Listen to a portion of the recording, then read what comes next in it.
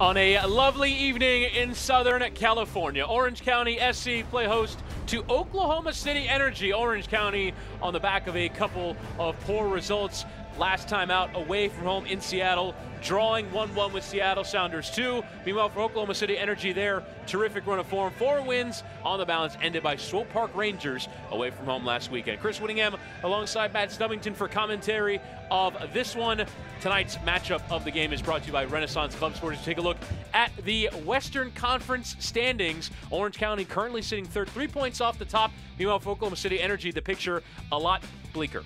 It is a lot bleaker. They dug a really big hole for themselves at the beginning of the season, going 8 games without winning a single game, 5 without scoring a goal. It was a huge hole. They're digging their way out of it, but is it a bridge too far? We'll have to wait and see. They have been on a great run of form, but can they get back into the winning ways?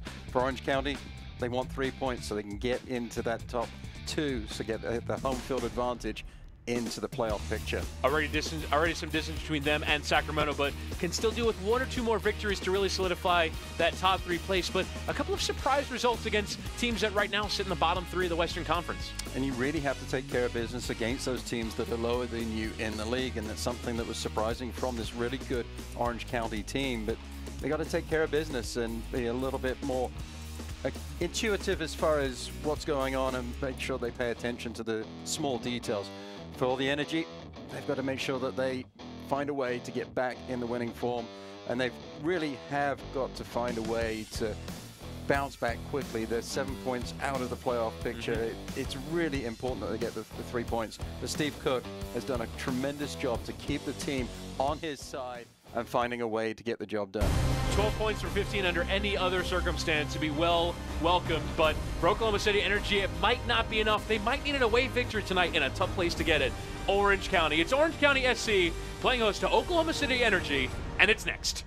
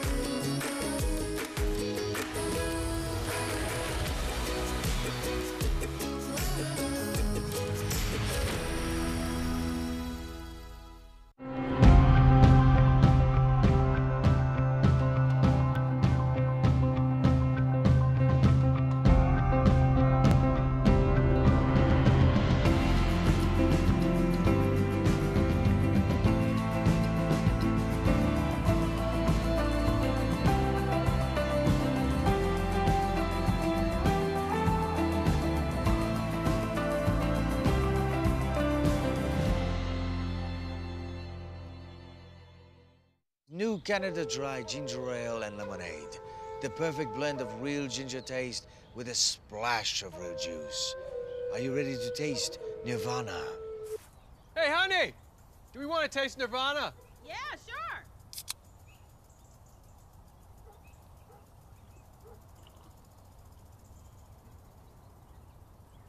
How long have you been sitting in my yard? Since Tuesday. Try New Canada Dry Ginger Ale and Lemonade.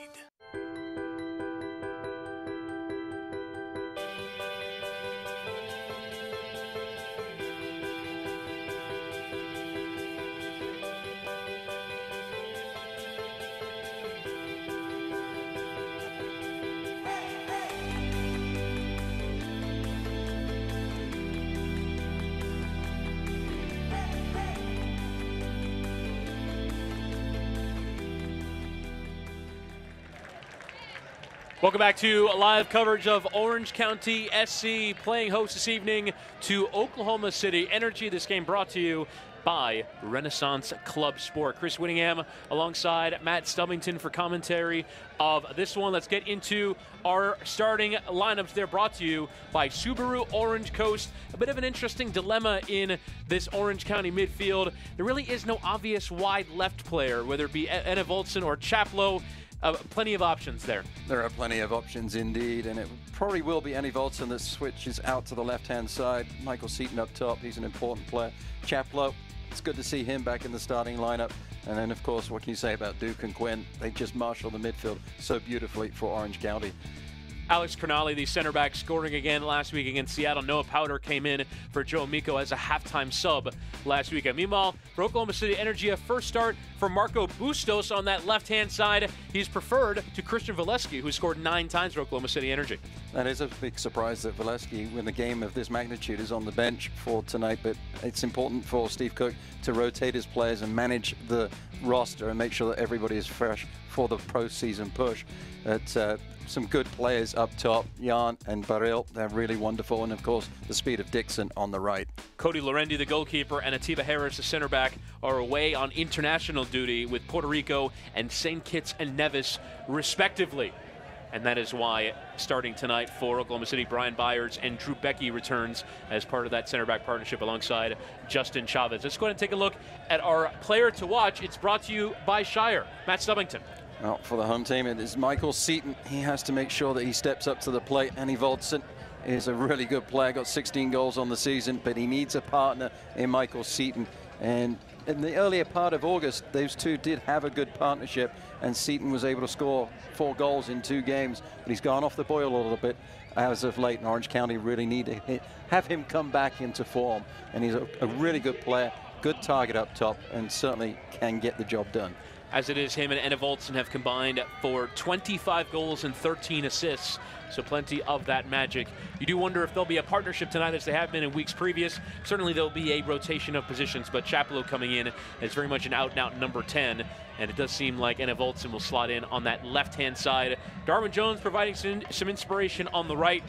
Braden Cloutier telling us on our call this week that he loves the way that he takes on defenders. Wanted that from at least one of his wingers and has that in the form of Darwin Jones. As we are underway, Orange County hosting Oklahoma City Energy. Orange County off a couple of surprising results, dropping points away at Seattle Sounders 2, losing at home to Rio Grande Valley for a team in the top 3 of the Western Conference, taking 1 point from 6 off the sides, second and third bottom of the West, would come as a surprise. They go from left to right tonight in their home blacks with the orange trim. Meanwhile, for Oklahoma City, a playoff push and a 4-match winning streak hit a speed bump in Kansas City last week as Energy FC lost by a goal to 0 to Sewell Park Rangers. They come into the day 5 points off the final playoff spot in the West, and results not going their way at the moment. This might represent something of a must-win match for the visitors. Absolutely is a must-win match. You've got to get 3 points at this point in the season. With the results around the league, you've got to keep pace. Obviously, you're hoping for help, but at the very least, you have to match what's going on around you and above you. As let's go to get to our keys to the match. They are brought to you by Synchronicity. And Matt, for Orange County supporting Thomas Anna Voltson, we mentioned Michael Seaton can be one of the players to do that, but it can come from elsewhere as well. It has to come from elsewhere as well. Michael Seaton can't just do it by himself. And when you're playing with 3 midfielders below Seaton, those players have to push forwards, and you have to get around Annie Voltson and make sure that he can also provide the assists as well as the goals, and you have to do that in numbers. For the visitors, they've got to make sure that they take care of their set pieces defensively. Orange County have got 2 really tall targets in Hoyveld and Cronali. Kyle Highland is on the ball. He'll be part of that back 4 along with Drew Brecky, Justin Chavez, who at times has played in central midfield but will slot in next to Becky tonight, and the right back, Christian Ibiaga. Here is the Canadian. First time in USL. So that's quite awkward there from goalkeeper Byers, who's returned into the team tonight. Flicked on there by Quinn. Nobody there to run onto it, and dealt with there at the back by Oklahoma City Energy. Hope he doesn't drive his golf ball like that. That was not the best of clearances there from Brian Byers. Comes in from Tulsa Roughnecks. Out and out Oklahoma, born and bred. Born in Oklahoma City. Went to the University of Science and Arts of Oklahoma, and has played for all 3 professional clubs in Oklahoma City, or rather in the state of Oklahoma. They include Oklahoma City Energy. Last year, or 2 years ago, was with Rio OKC, a short-lived club in NASL. And last year with Tulsa Roughnecks. Looks like Chapelo is playing in the holding midfield position alongside Duke. Quinn is up in one of the front 3. below Seton. There'll be plenty of movement in this formation. This ball is sprayed out to this right-hand side. Well taken there by Jones. Seton under a bit of pressure from Jose Barrio. He'll leave it for Quinn. We tried to play the 1-2 with Enevoltson. But well dealt with there at the back by Drew Becky. That's well defended there by OKC. Chavez just dropping off as the give and go was attempted. I'm a little surprised that Quinn, with his left peg, didn't try the shot. Perhaps he was a little bit more shielded from the goal than it looks from our angle. There's Baril with the deflection out of bounds for the throw-in. 9 assists on the season. 7 in the last month. On a great run of form, just like OKC. Arguably one of the hottest teams in the entire USL. And it looks like Barrio is sliding in on that left-hand side. You know, he's mainly played as a number 10. It's Marco Bustos occupying that position this evening, as Enevoltson will flick into the path there of Noah Powder, who will certainly get forward plenty from that left back position. It's interesting, both teams, you and I were discussing the starting lineups and wondering who was going to start on the left of both squads. Kevin Alston, who's played plenty as a left back, will play on the right-hand side tonight. As here is Darwin Jones, mentions his ability to take defenders on. Sends in low service towards the area, but cut out there by Callum Ross. Eventually sent long. Adam John will try and get on the other end of it, but Hoyfeld calmly letting it run to him. Chaplow. John's been a huge pickup for Steve Cook. Really has played well. 3 goals in just 7 appearances. One of 2 Columbus Crew loanees on the pitch. Well, should probably be going up against each other a fair amount. John against the center back Alex Cronali for Orange County. Both on loan from the MLS side. I've seen plenty in USL players who get a few games worth of experience and then are called back into their clubs. Alex Cronali has scored 4 times for Orange County, got the call up into Columbus and scored for them too. He returns to his lone club. As on this right-hand side is Alex Dixon, trying to go a 1v1 against Powder, but well dealt with there by the left back, who just marshals it out of play for a goal kick.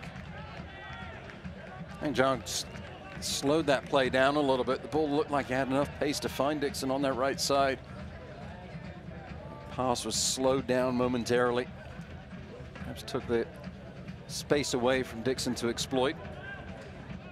There you see Steve Cook, the former interim manager of Colorado Rapids in MLS, long time in that setup.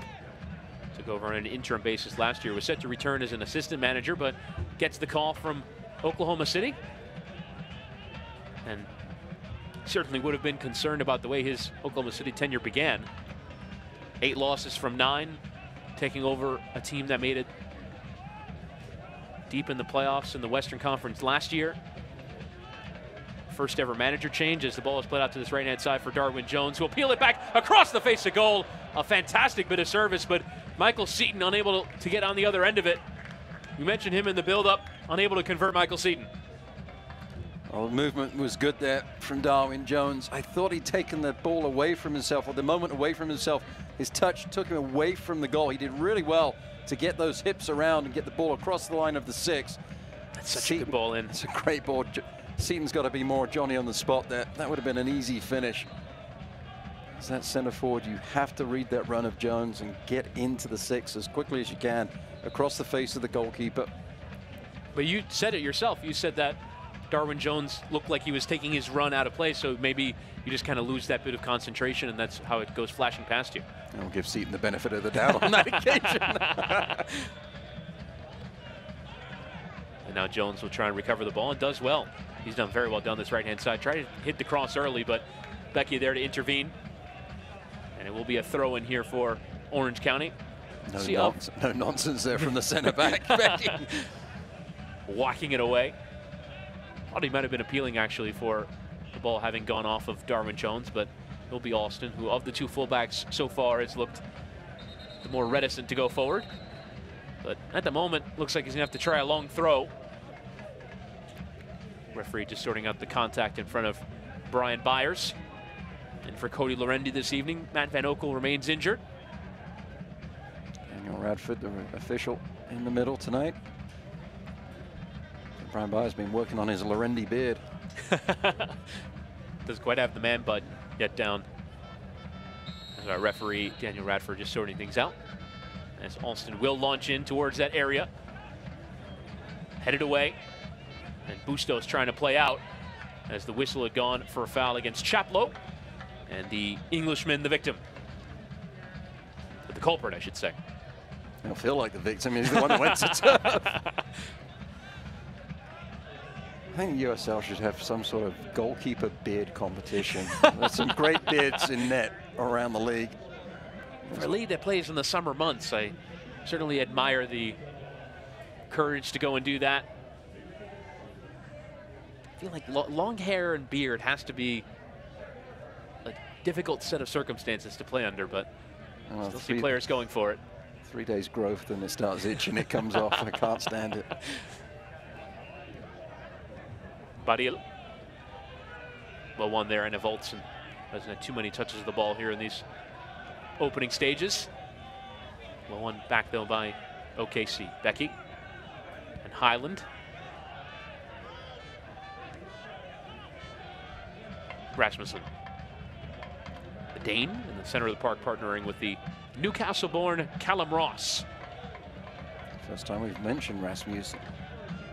He's on the ball a lot more for OKC.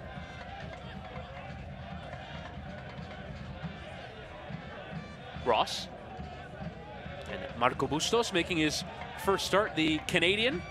Former homegrown signing with Vancouver Whitecaps. He's made a few substitute appearances, but now gets to go in the starting lineup. As it might fall here for Alex Dixon, who'll strike! And hit it with some power, but it was always going wide of Andre Rawls' goal. Rawls was struggling. Wasn't sure where that one was going. It was one of those moments not cleared defensively by Orange County. You've got to do better on these long balls, especially at the top of the box. Got to win the first and the second. It's purely momentum. Cronali and Hoyveld going for the same ball. Basically took each other out of the picture. Right. Dixon will feel he should have done better and hit the target. Both those defenders kind of caught on the back foot. Good work there from Highland. Realized that Chaplow was trying to try and get the ball out on this right flank to Alston. Highland just took a few steps forwards, took Alston out of the picture, and Chaplow goes back to the goalkeeper.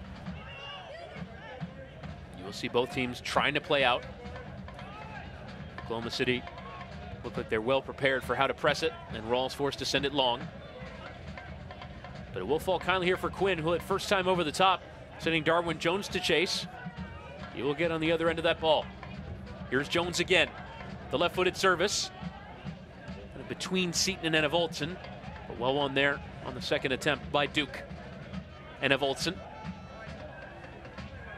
Letting Duke play into that space. Noah Powder send the cross in. Flicked on there by Quinn. Bayern's just marshalling it out of play. Couple of instances at either end of the pitch, defenders not dealing with the pressure, not clearing out the ball out decisively from the penalty area. Both resulting in good opportunities for scoring. Neither team able to hit the target as of yet. We'd have to say early stages, Darwin Jones getting plenty of joy down that right-hand side. He's going to be a real handful tonight for Carl Highland. Darwin Jones, very quick, has a nice touch on the ball. It's life difficult for the outside back Highland, who loves to get forwards. He's going to have to pick his moments tonight. Free kick taken quickly for Anna Voltson. Outside of the boot towards Quinn. His touch towards goal. Swept away by Ibiaga. Now another heavy touch, this time from Baril. And Cronali there to step. He does have the class on the ball of someone who can play in central midfield, Cronali. And there, Jones going down under the weight of the challenge from Baril. A little frustration there from Baril. Prior to that, Callum Ross had a really good moment coming back from his midfield position to stop the attack, deflect the pass into the path of Abiaga. As Powder's cross dealt with there by Abiaga. It's one of those things that young players have to learn, is when they're beaten on the ball, they can't drop their heads, they have to double that back, and sometimes you can pick the pocket if you collapse in on the play from behind. And you have to say as well, Buddy, losing out on that previous spell of play with a heavy touch, so certainly some frustration there. Yep. Giving the ball away a couple of times. Buddy, a player, did come through at Real Madrid through the academy. Now plying his trade here in the United States as a heavy boot there from Chaplow, who is none too pleased with the decision against him, the captain. Asking for explanation from Mr. Radford. He's a player who has played in the Premier League all across England with Southampton, Preston North End, Burnley, West Bromwich Albion, Millwall, Doncaster Rovers, Ipswich Town. My team I support, Southampton. He was among the marching saints. And it will be a free kick here for Oklahoma City. Could have taken it quickly instead. Off the high boot from Chaplow, will swing it in towards that area. Plenty of loft on the ball. It's Rawls, he drops it, mics it up kindly. A whistle had gone first, although I think it was for offsides. Not for a foul against Rawls, but that was awkward from the Orange County goalkeeper. That was definitely not good from Rawls. You expect better from him. Bailed out by the flag going up from the official on that far sideline. It's interesting on the service as well, though. You can see from OKC, they're trying to play the ball deep, getting it beyond Hoyveld and Crenali as two tall central defenders. So hard for teams to get those high balls lofted into the penalty box and beat those two players. It was well done there by Quinn, but Enevoldson's return a bit too far behind him. And one back by Oklahoma City. Highland.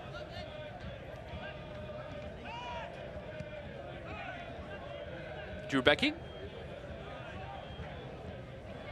As much as Route 1 has worked for Oklahoma City Energy, you will see a willingness to play out. Not sure if either of these two teams would be scoreboard watching. Oklahoma City Energy would be the more likely, and right now they would not like what they are seeing. Two teams they're most chasing heading into the night, St. Louis and San Antonio, both winning right now.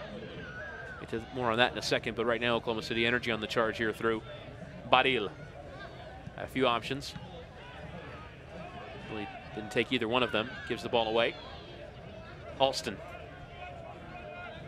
And Jones.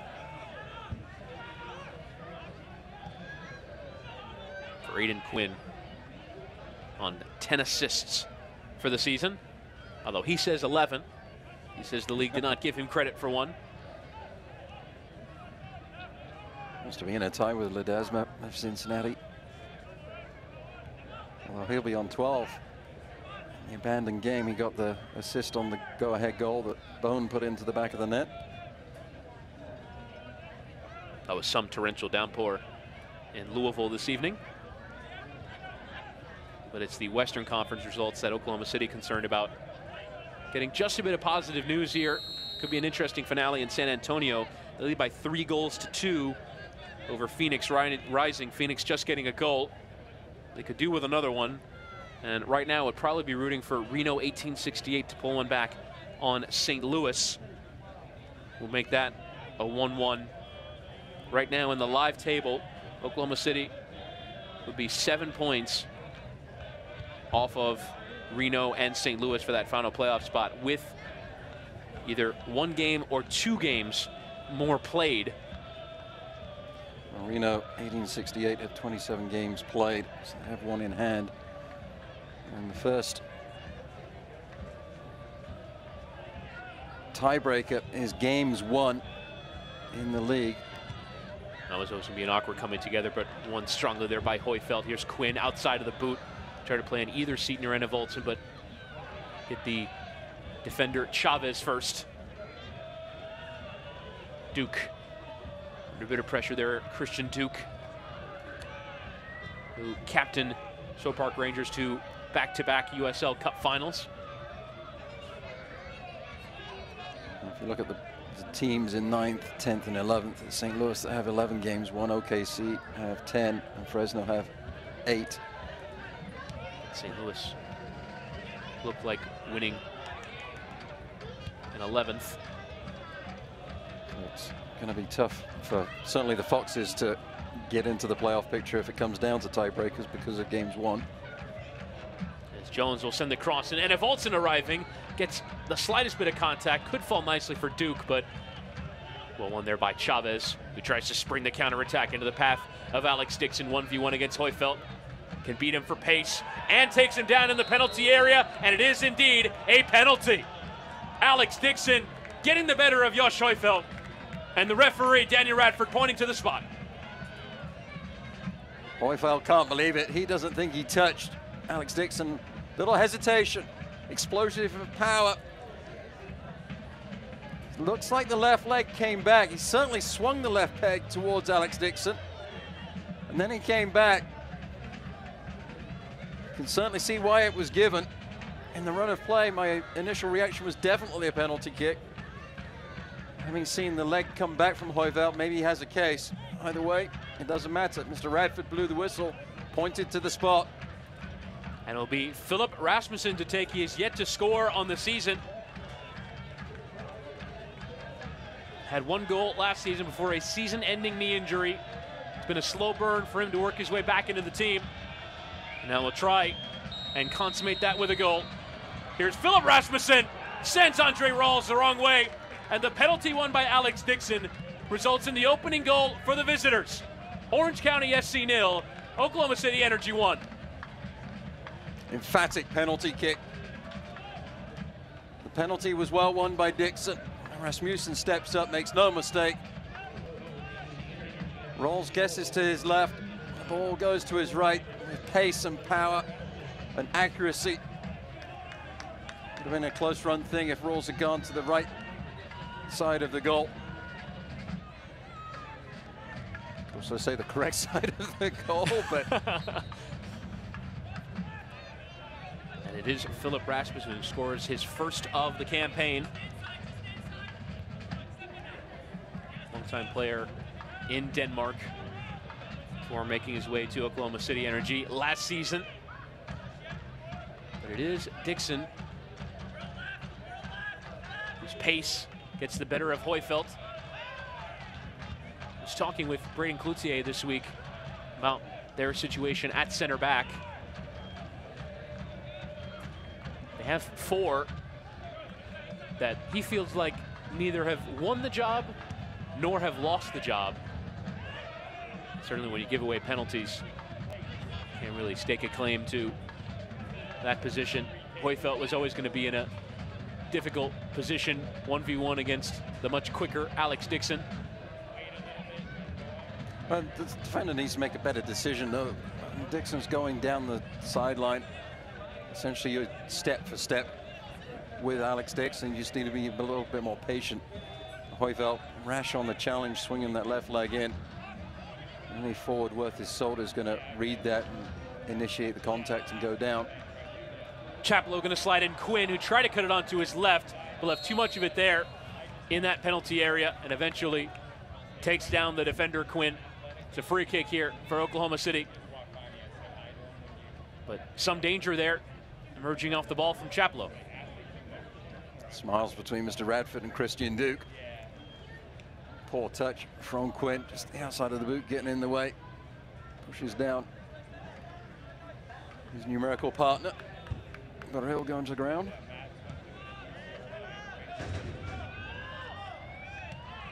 Well taken there by big number 9, Adam John, and now coming together with him and Alston results in a free kick for Orange County. It was wonderful skill from John to bring that down. Under pressure, player right on his back. And he went for try and get a piggyback right. Matt, one of the things we were talking about in the pre-match was how sometimes build-up play doesn't necessarily get its just due when we look at goals. You'd have to say in the build-up, that ball from Justin Chavez was spot on to find Dixon. was probably the thing that most set on that goal. And it's recognition from the defender. You got players up for Orange County, and then the ball is well won by Chavez, and then looks up immediately, sees that the long pass is on, and executes it to perfection. As this is a corner, it's brought to you by the Big Ones. As it is swinging edge of the 600 area, the header comes in, and it's the equalizer for Michael Seaton.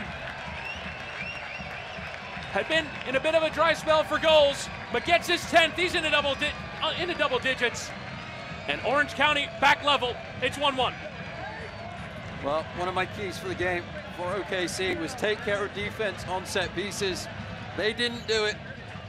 Flat-footed defensively. Abiaga beaten to the near post by Michael Seaton. He was never in the picture, Abiaga, and you see the disappointment on his face. That's a textbook header from Michael Seaton down into the ground. Ball bouncing on the goal line.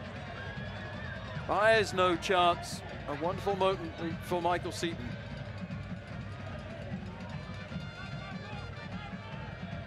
Very well done off the corner there, but you'd have to say way too straightforward.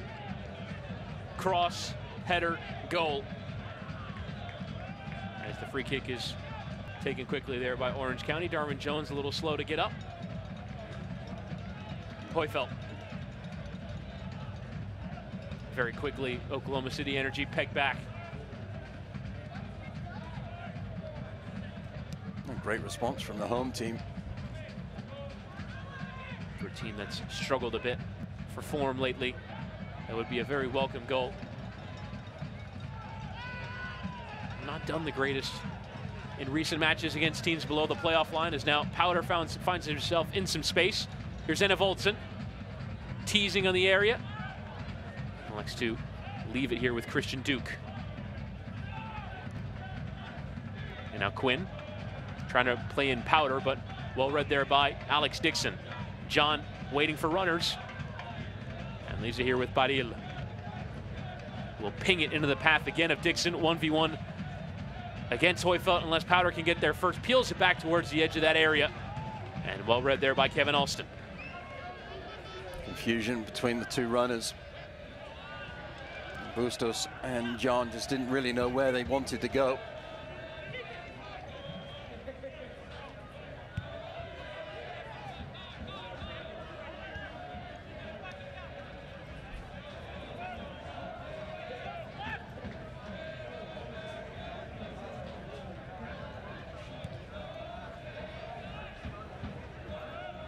Powder and Hoyfeld. Thomas Enna Voltson, we mentioned his position. Right now it seems like everywhere. Jones.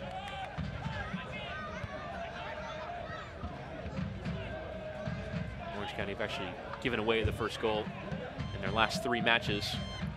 Got a second half equalizer against Seattle last week. Got a much quicker than that here as the ball is lofted towards Enna Voltson there from Duke. The right idea, but well read there by Becky. And also at home to RGV a fortnight ago. Eventually losing by 2-0 at home.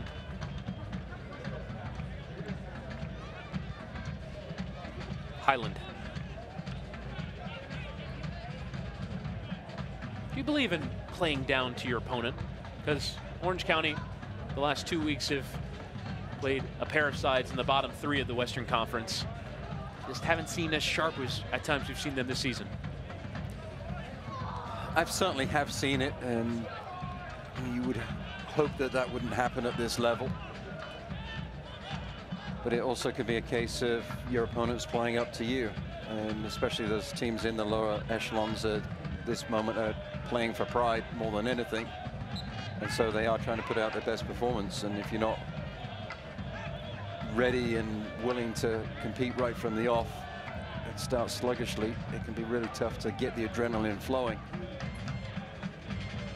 And certainly if you keep a lesser opponent in the match and don't put them away, then it becomes very difficult to recover from.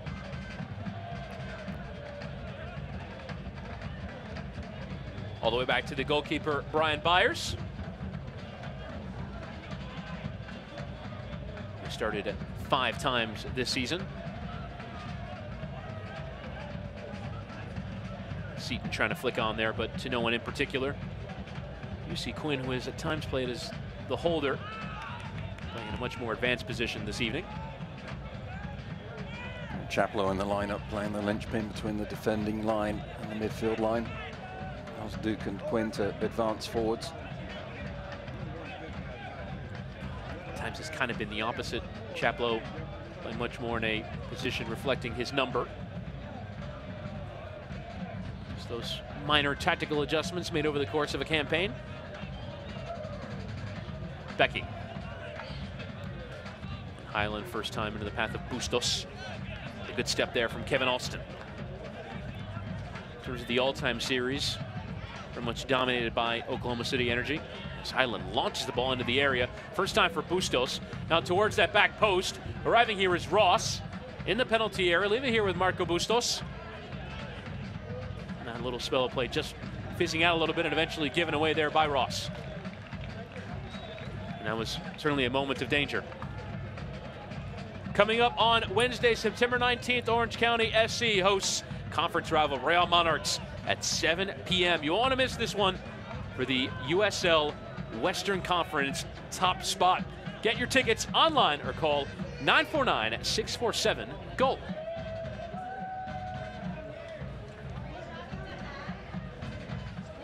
Disappointing for OKC that last attack didn't result in a shot.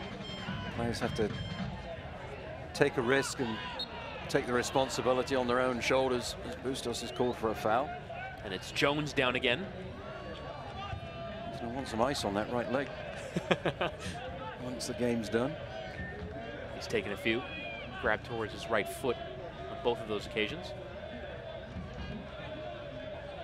Just felt like the ball fell kindly for Ross to have a go and take the shot, but certainly he was just trying to keep possession or find a way to get Bustos into a better position for the effort on frame. Credit to Orange County to close down those chances, but I'd like to have seen Ross maybe take the risk.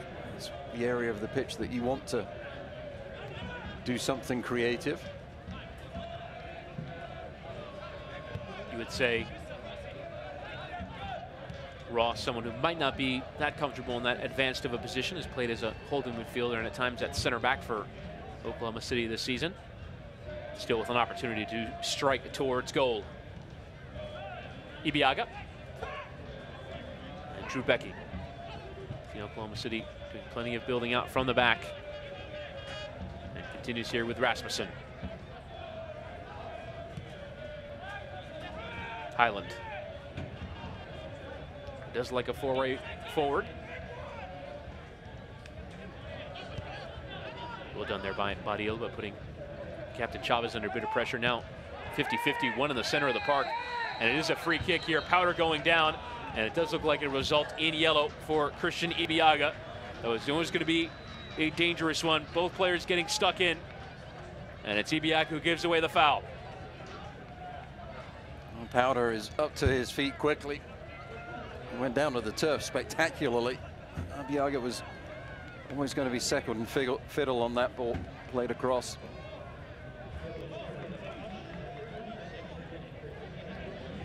Definitely a late challenge.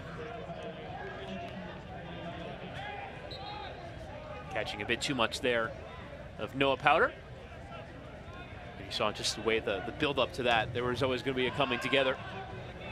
And Ibiaga had to win the ball. It was definitely a yellow card as well. And Evolson, first time from Seaton in the path of Quinn. Leaves it for Evolson. This is good build up here, but not the right idea. Powder stopped his run and Quinn was a bit too narrow.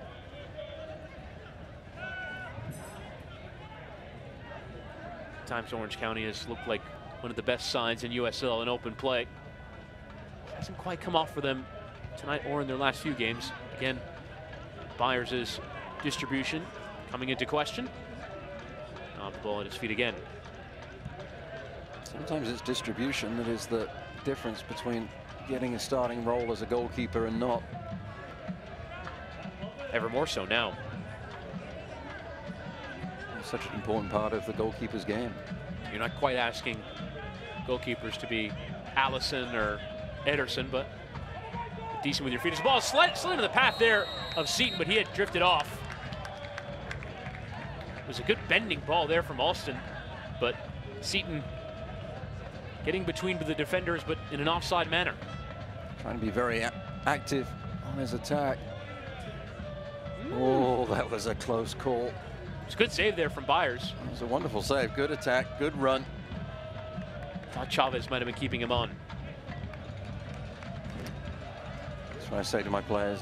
You timed your run to perfection. You fooled everybody, including the the linesman. Might be a little less than perfection that's required. Badil. It's a good ball though from Alston. As again a coming together between Powder and Ibiaga, and this time it results in an OKC throw.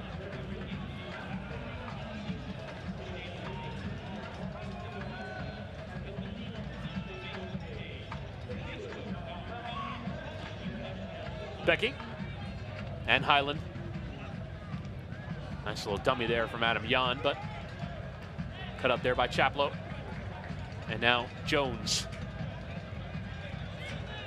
Adam John, you have to say, has performed that center forward role very well. A little bit starved of service. Showing that class every time the ball has got near him. Here's Hoyfeld, another player with Premier League experience with Southampton.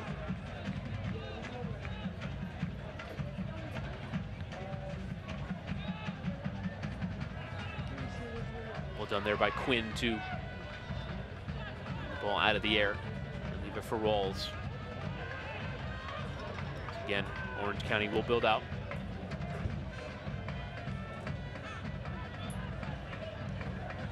Orange County winning the previous meeting was in the first month of the season at the Taft Stadium by a goal to nil. Now Jones will cut it onto his left and needed a bit more bend than that. Goes sailing over the goal.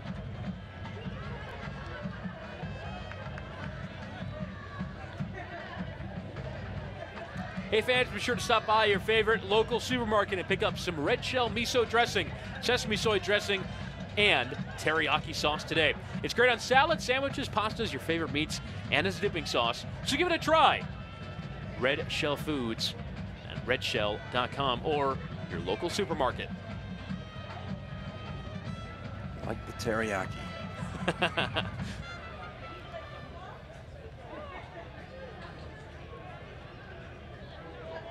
Duke. And the big Dutchman, Josh Hoyfeld.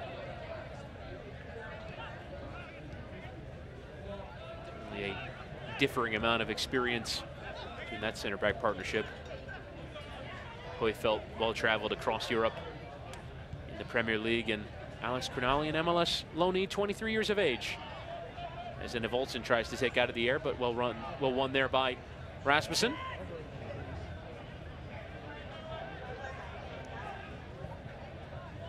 Coming together between Rasmussen and Duke. Duke had his hands up towards his face. Quickly trying to defend Rasmussen, and something was said. May have been all okay in the end, but it was a moment of concern.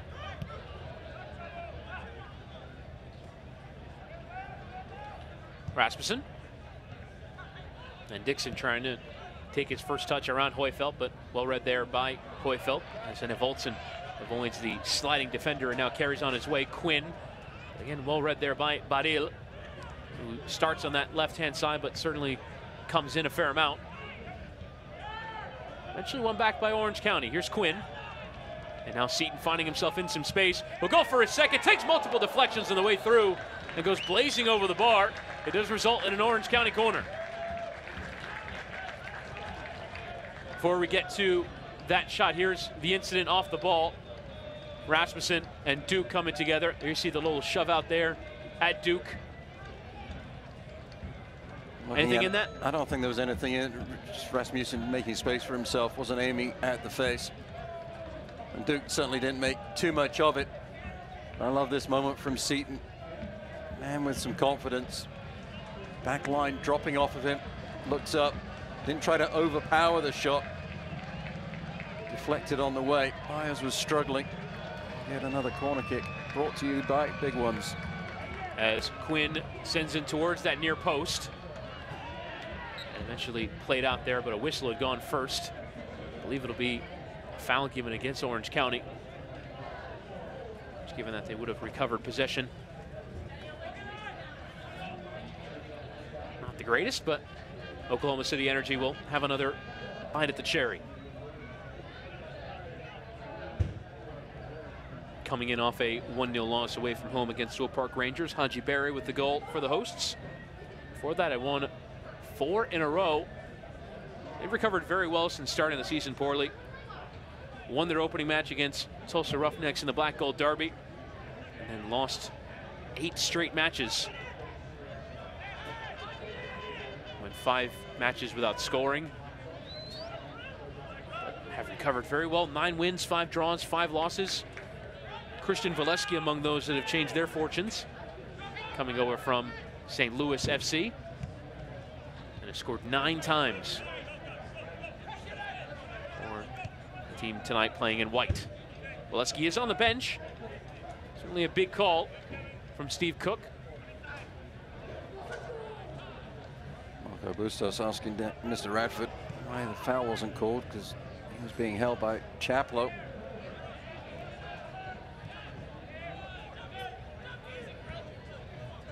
Alston.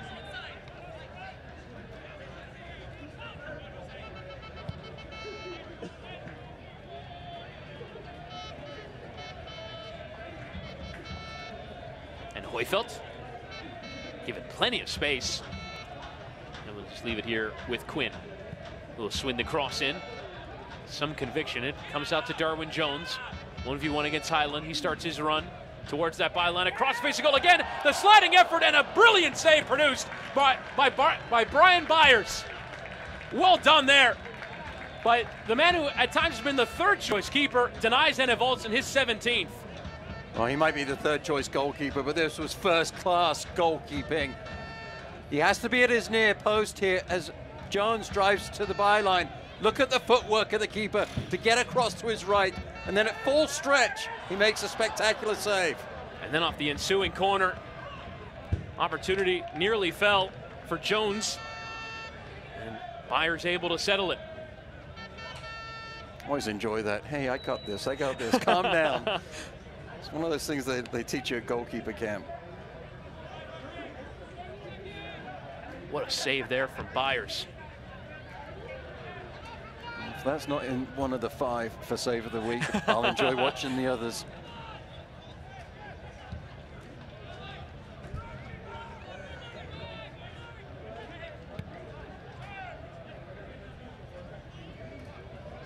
Here's Ross.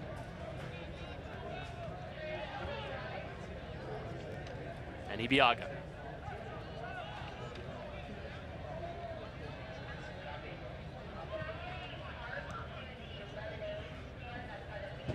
Ball there from Dixon. Bustos. A few minutes left here at the end of this first half.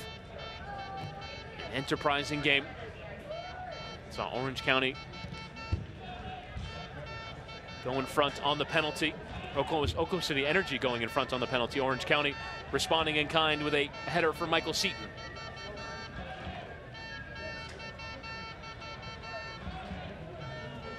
Dixon.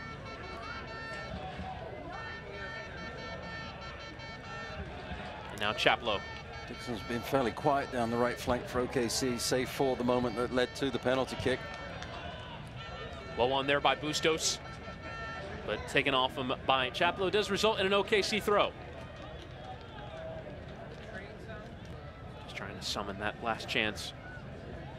And I have to say they'd be happy under normal circumstances with a 1-1 away from home against a quality Orange County side, but given the results around them in the league, might not be enough as ball is played for Highland, who strikes first time. Needed to concentrate on that strike and got decent power on it, but always easy to deal with for Rawls. I like that moment from Highland. Had to wait and age, be patient for that ball to come down. Didn't get a lot of purchase on the shot rolls, good technique. Almost was enough time for Jan to get across the face of the goalkeeper. In the end, it was pretty good soccer from both Rolls and from Highland. Those two other games in the West going final, going against Oklahoma City. St. Louis winning by 1-0 over Reno 1868 through Kyle Gregg. San Antonio winning by 3-2 as the flag had gone up for offside. As you take a look at the last chance here for Oklahoma City, for Highland. Burrell that just dropping that ball with the outside of the right boot over the back line. Highland moving away from goal, did really well to turn that one on frame. Rolls was there. You see Jan just getting into the picture at the last moment. And Evoltson. And Seaton. Leaving it here for Alex Crognale. 6 through 9. So tight at the moment in the Western Conference, just a point separating the teams. Games won in the advantage of San Antonio and Swope Park, and goal difference for keeping Reno ahead of St. Louis. Quinn's cross dealt with there. It does allow Oklahoma City to counter, but dealt with there by Alston. He's read the game very well tonight from his right back position. Jones assesses his options. Leave it with Seaton. Feels for offside, not given, but a little lapse of concentration there and gives away. But it's straight at Duke, who gives away himself. With a minute to be added on at the end of this first half. Ibiaga. Tug at the shirt there from Duke. And eventually they'll give the free kick. I was wondering if the whistle was going to be called. No, they ripped his shirt off.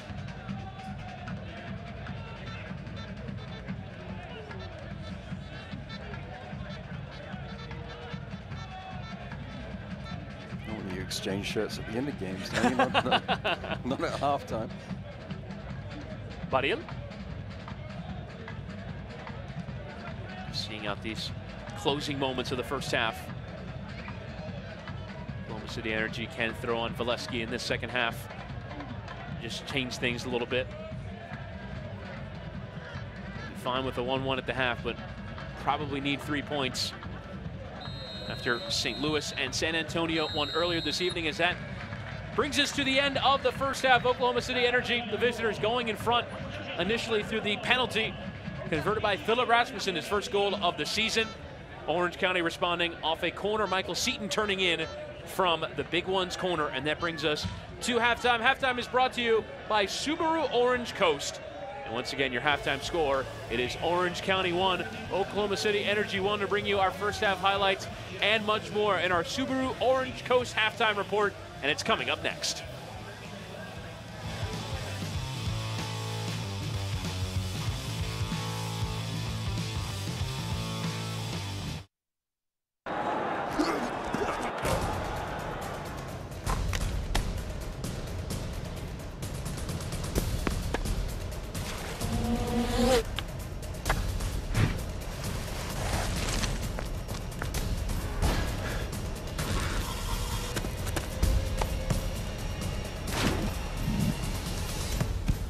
At Hoag Orthopedic Institute, there is no one better at getting you back to you.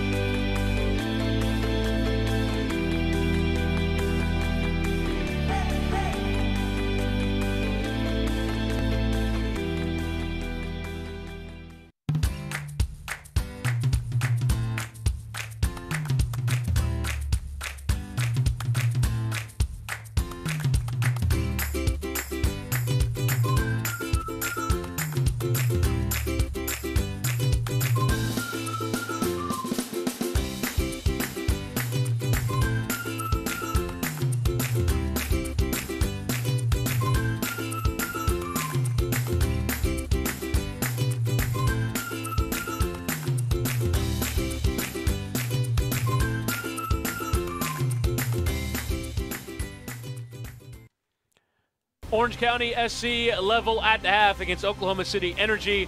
Orange County converting off a corner after going 1-0 down. A penalty converted by Philip Rasmussen. We are in the Subaru Orange Coast halftime report. Chris Whittingham alongside Matt Stubbington for commentary of this one. Orange County coming into this one in the top 3 of the Western Conference. We take a look now at the standings as they currently sit in the West. Those top 3 sides right now coming into the day. Real Monarchs on 53 points along with Phoenix Rising. Orange County, though, with a victory tonight can stay right with them. You've got to stay with the teams around you. You want to try and find a way to get in the top 2, so you do have the home field advantage in the playoffs. You also want to make sure that you stay on the top 4 as well. And it's going to be really tough. But Orange County don't have the game in hand that the other 2 teams do have. And as Phoenix Rising do, they do have 2 games amongst the top 8 teams in the Western Conference. So it's going to be tough down the stretch for Orange County. They're looking up at the other 2 teams. They do have a little bit of separation between them and Sacramento Republic, but at the moment it's all about trying to get into 2nd spot, and for Orange County fans, hopefully into 1st spot as well, and finding a way to get into the playoff picture with home field advantage. Orange County get a bit of fortune tonight with Phoenix Rising losing away from home against San Antonio, but Real Monarchs lead by a goal to 0 away from home in the Rio Grande Valley. But tonight, Orange County just trying to pick up a set of 3 points for the first time in 3. They are level with Oklahoma City Energy, 1-1 at the half.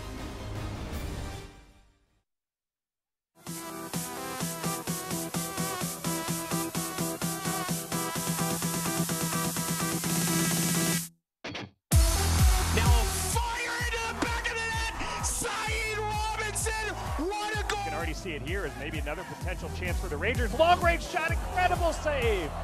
Ball knocked over the top. What a touch! Guzman! What a delivery. Header, tipped over the bar. What a save. It's Kuzane. Oh! Sensational! Handball. Jay Bolt saved by Ranjetsing. Lance Lang! And it's saved by Crepeau. Are you kidding me? Antoine Opano! Tina kick save by Spencer Richards. Tina, a left-footed shot. Oh, wonder goal from Jesse Daly. Headed towards Vega. Did he hold it out? Somehow Daniel Vega holds it out. Dennis can hit from this range. Aaron Dennis. Cross header towards the goal. It's Dejas punches it over the top to save the lead. Fernando Adi over to his left foot. Fernando Adi, his first goal in Cincinnati. Chambers, he's gonna hit it. And Pizer tips it over the bar. The outswinger and volleyed in for a goal. The defense, Lasser 1v1 versus Puadi, who makes a beautiful save. Enriquez on his right. Skundrich, what a save from Pizer.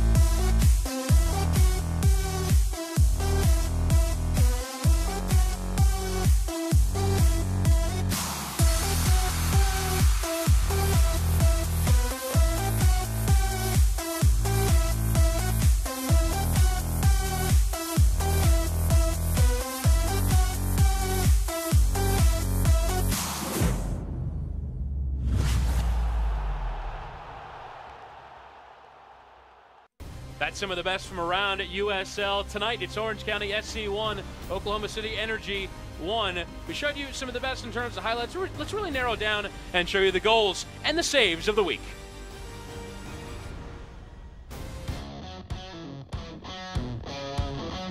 Is there enough time here?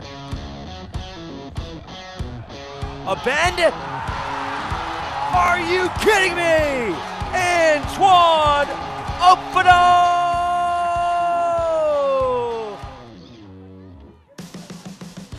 Lopez, Lang, Lance Lang! Well, his first for San Antonio is an absolute beaut. just whistles wide to goal, and Moish Puati. Josh Suggs looking long for the runner of Saeed Robinson. Nice touch. Yeah, Saeed onside, has some reinforcements, has to slow it up. Now a fire into the back of the net. Saeed Robinson, what a goal! Puts the Switchbacks on top, super late. Has options in distribution, picks up Gonzalez, and a diving stop from Rawls. Still play here. Jesse Daly teeing up a left-footed shot. Oh, wonder goal from Jesse Daly on the second ball, and S2 takes the lead in the 12th minute. It's Kuzain. Oh! Sensational! Kuzain!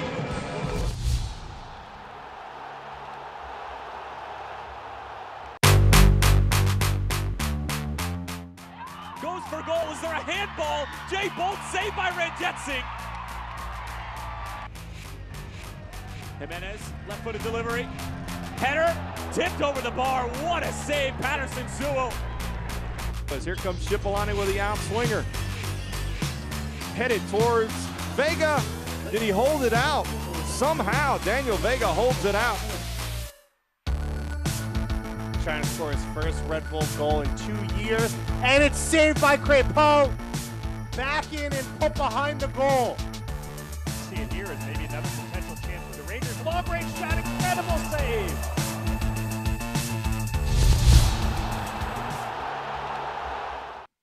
Cody Lorendi in saves of the week last week, and you'd have to say Brian Byers in it again for Oklahoma City Energy with a save tonight. As we take a look at some news and notes from around the league, Jimmy Nielsen set to take over as the new side, the manager of the new side in Hartford Athletic. Memphis getting a new look. Memphis 901, and Orlando City B revealed as the 7th founding member for USL Division 3. It's exciting that Orlando City B are coming into the Division 3. The Division 3 is a really exciting prospect for the USL and the prospect of soccer in this country. Like the logo from Memphis, and I'm really excited that Jimmy Nielsen's back in coaching. He's such a character.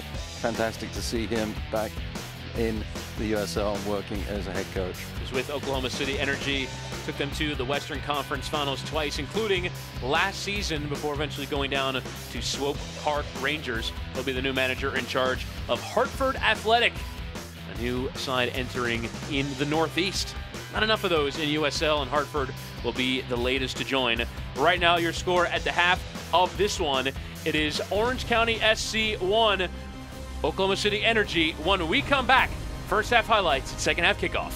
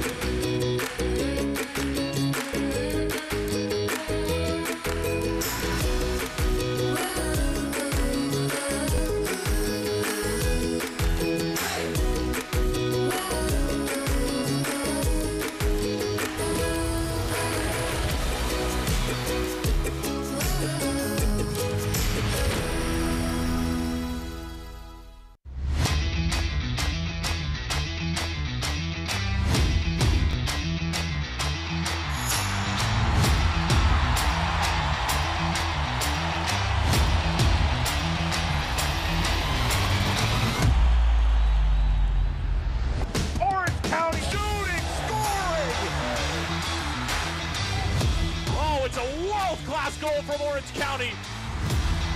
Brilliant build-up play. And Orange County has struck again.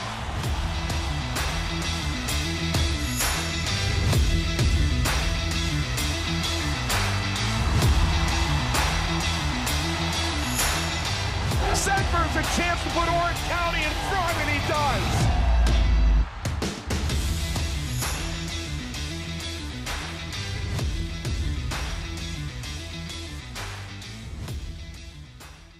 What makes my famous brisket, chicken marinade, and punch so good? A lemon lime secret ingredient I'm never going to tell. 7-Up.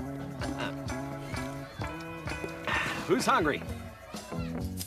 Do more with 7-Up. Welcome back to live coverage of Orange County and Oklahoma City Energy as we bring you our first half highlights. Chris Whittingham, Matt Stubbington on commentary for this one. An opportunity early for Oklahoma City Energy. Darwin Jones with a great ball across the face of goal. That was a great run from Jones. I thought his initial touch had taken him away from his opportunity to cross the ball over. I think Seton may have read that as well. It was a great movement from Jones, great ball across. Talking about great movement, that was a good movement from Alex Dixon to get into the penalty box. The foul was called, the penalty was given, and it was put away from Philip Rasmussen. The answer was almost instantaneous, though, from Orange County. A big one's corner kick was taken by Aidan Quinn and met very ably and emphatically by Michael Seton, putting it into the back of the net for the tying goal. He almost got on the end of this one. It was a wonderful save from Byers. I think the flag was up for the offside, though. Good vision there from Alston to deliver that curling ball into the path of the onrushing number 9. Seton looking over at the official, wondering, are you sure I was offsides? That the flag had been up, and it was waved off. And some other good moments for the home team. Jones was involved in a lot of them. And he's squaring up Highland, getting into the byline, ball played across, and that, ladies and gentlemen, is probably your save of the week. Certainly is for me. Wonderful footwork from Byers to get across, stretched out to his right to tip it over the crossbar.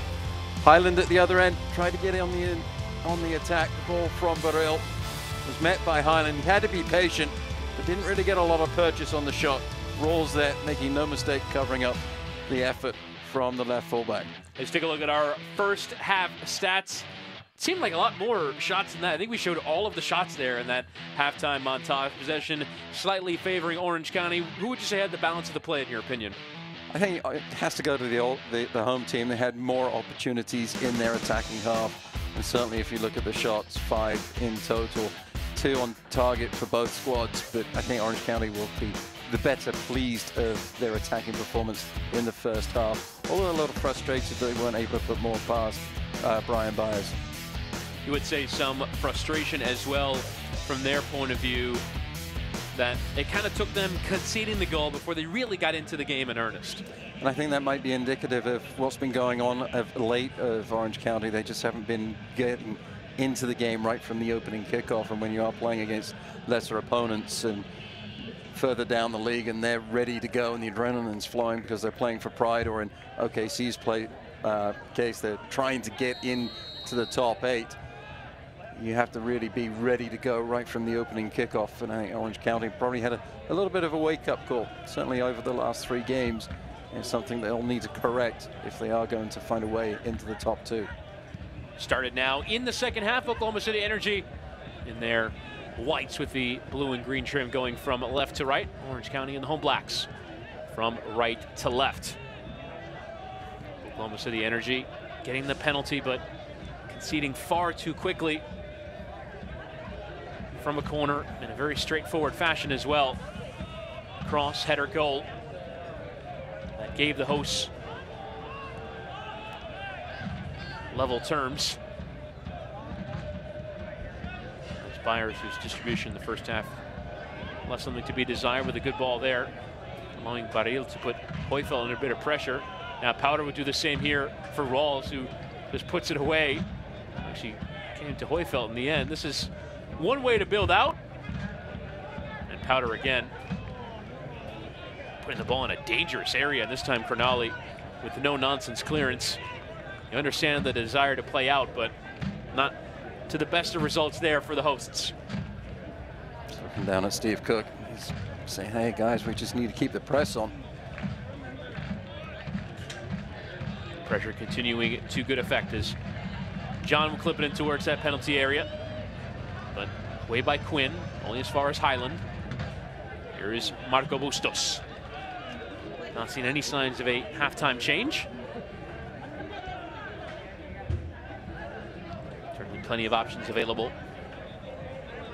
On the bench for Orange County, Giovanni Ramos-Godoy, 4 goals and 3 assists on the season. But you'd have to say he's become a specialist for Braden Cloutier. He's come off the bench 20 times in 24 appearances. Can't imagine a role he necessarily desires, but he's still executed to some level of skill. As Jones again towards that byline, again trying to get the cross in, and again wins a corner with the cross coming off of Kyle Highland. Highland's really been up against it with Darwin Jones. He's had moments where he's played pretty well defensively, Highland, negating Jones from getting forwards, but speedy number 13 is really difficult to defend consistently. And wins the corner, brought to you by the big ones as Quinn again swings it in. They're coming together in the area. Seton going down, but referee waving away.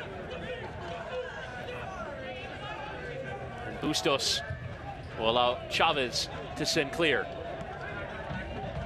Hoyfeld into the path here of Duke, and now Quinn. Seton trying to bend his run. Quinn into his path. Seton hits the frame of the goal.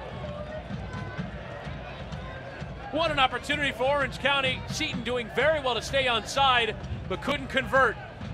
Quinn lofting back in, and Ibiaga away. But Powder doing well to win the ball. If he could just keep it in play, he just about did so. No Powder towards that byline, trying to get around Baril, who does very well to ward off Powder, and wins the free kick, but not before. A quality opportunity here for Orange County. It's a great little hesitation from Seton to stay onside.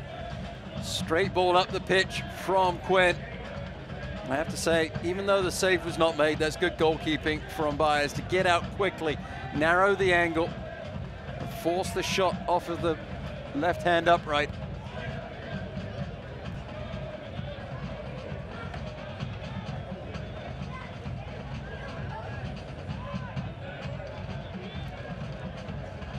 Chaplow and Enevoldsen.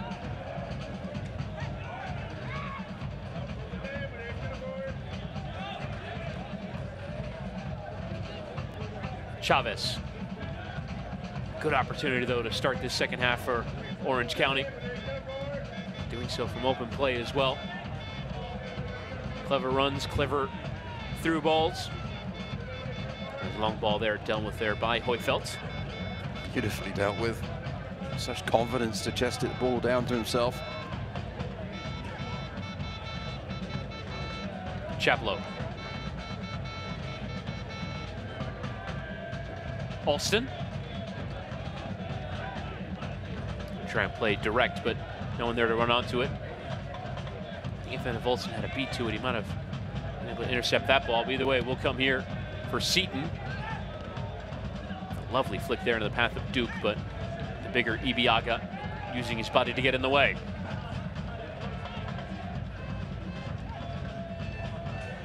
Bustos.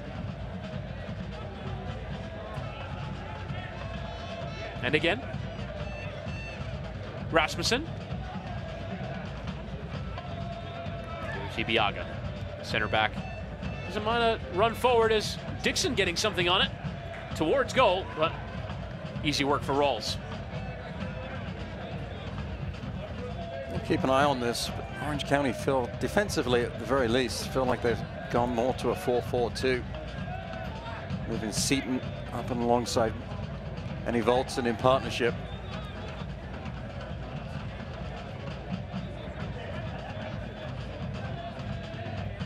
Really no out-and-out winger on this left-hand side. It's really Powder who comes forward and fills that gap.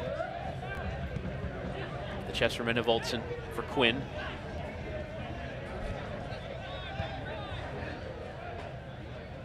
There really is no midfielder on this left-hand side. Here's Alston cutting across the defender very well. The MLS veteran carrying on his way for Michael Seton. The Jamaican into double figures with his goal tonight. Plays a good ball out to this right-hand side for Darwin Jones. He's had plenty of times running at Highland. Carries on. The challenge came in, and it is another corner for Orange County presented by the big ones. I like that from Jones. He just gets his head down, no nonsense. There's one thing in his mind. He had a player that he could have released the ball to at the top of the box. He was having none of it. He wants to take on the double team, drive to the byline, see if he can get the ball across, or at the very least win a big one's corner. As Quinn plays it in, it's a decent header in there from Hoyfeld. But always flashing across.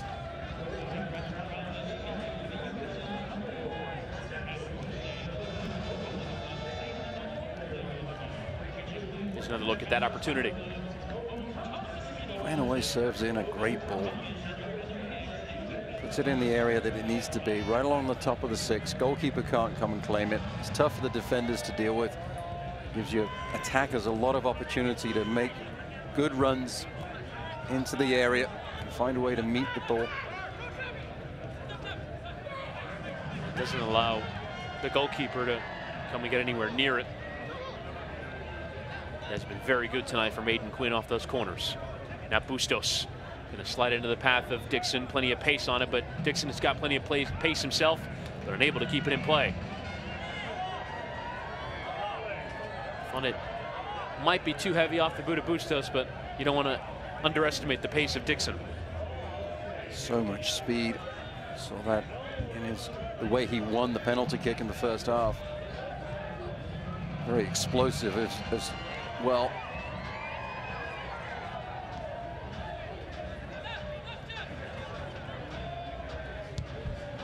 Rasmussen to Dixon with a nice clip cross. It was in towards John. You saw Steve Cook there at the bottom of your screen reacting. He thought that was a good chance, and it looked a decent one. It was a really good chance.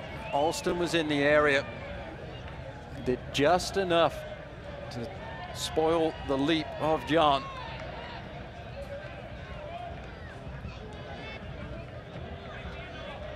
Hoyfeld. A neat little dink there for Noah Powder.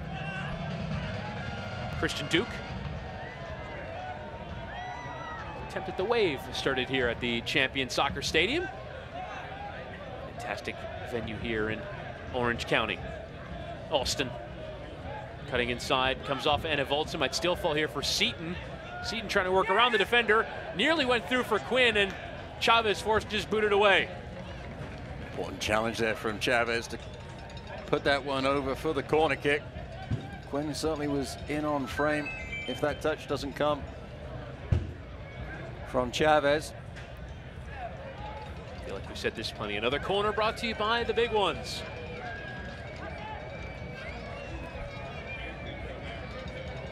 It is Aidan Quinn who will send in this corner. Already has an assist on the evening. Byers doing well to punch. Opened up for him to step forward as Duke took a touch towards that byline and went down, but the referee declining to award the free kick, but has awarded a corner. Another one presented by the big ones.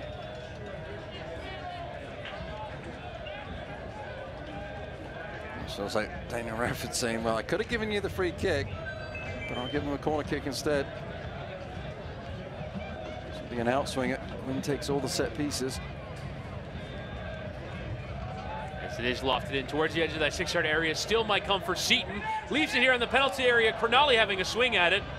He misses, and it vaults him back in. Seaton with a leaping attempt. That would have been incredible, but directs it wide. And it looks worse for it. Landed awkwardly on his left shoulder. Would have been spectacular if it had gone on frame. Hopefully he'll be okay. Swing and a miss from Crognale. Kept alive, played across. Just lands right on the point of his shoulder.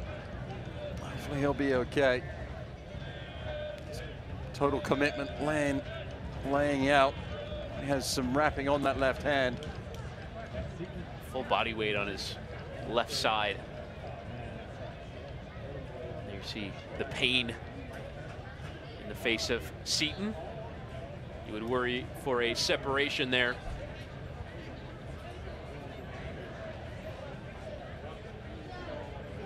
Clavicle. That'll be all right. There is always the danger in going for the spectacular.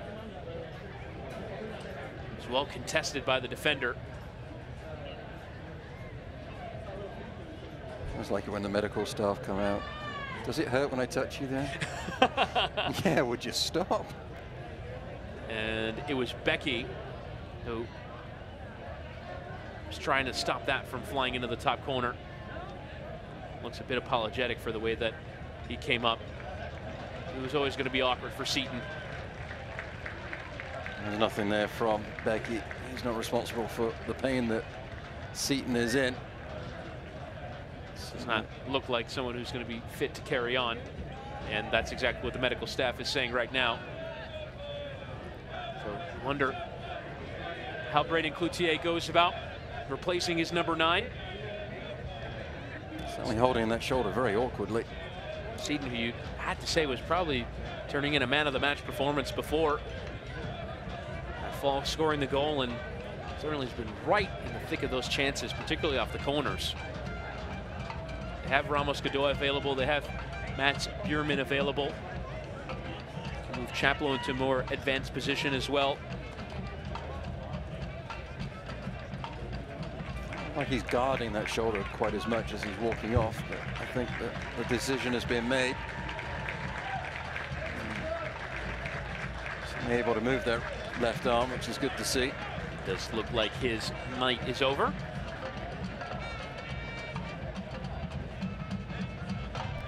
Good decision. Got a deep bench. And it is Ramos Godoy on for his 21st substitute appearance of the season. Native of Watsonville, California. His first professional contract out of the University of California, Irvine. Offensive Player of the Year at Irvine. Playing for his local club. There's an invite of the Player Combine for Major League Soccer. Applying his trade in USL for now. Here's Bustos. Baril into the path here of John. Adam Jan, but well picked off from behind there by Duke. And dealt with there by that Orange County defense. Here's Quinn trying to start the counterattack here through Jones. So into the path of Ramos Godoy. But the return ball came off a white shirt last, so it'll be a throw in for Orange County. Good example from Baril and from Duke, showing how to play both sides of the ball as a midfielder.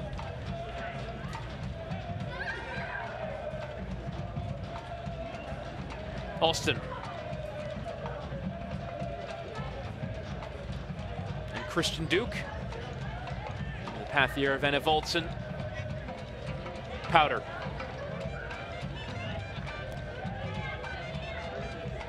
Duke to Anna Voltson. Gonna play in Powder, who carried on his way. Finds himself in some space, sticks out the cross towards the edge of that 6-yard area. Will fall here for Anna Voltson. Alston with a touch towards goal. He'll strike! Thought that was a heat-seeking missile for that top corner, but it goes wide.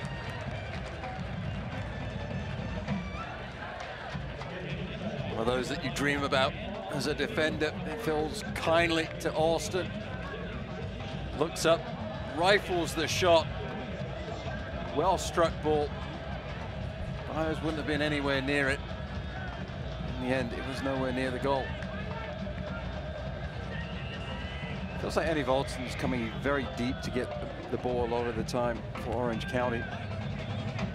Maybe Brendan Cloutier would have number 7 go a little bit further up the pitch.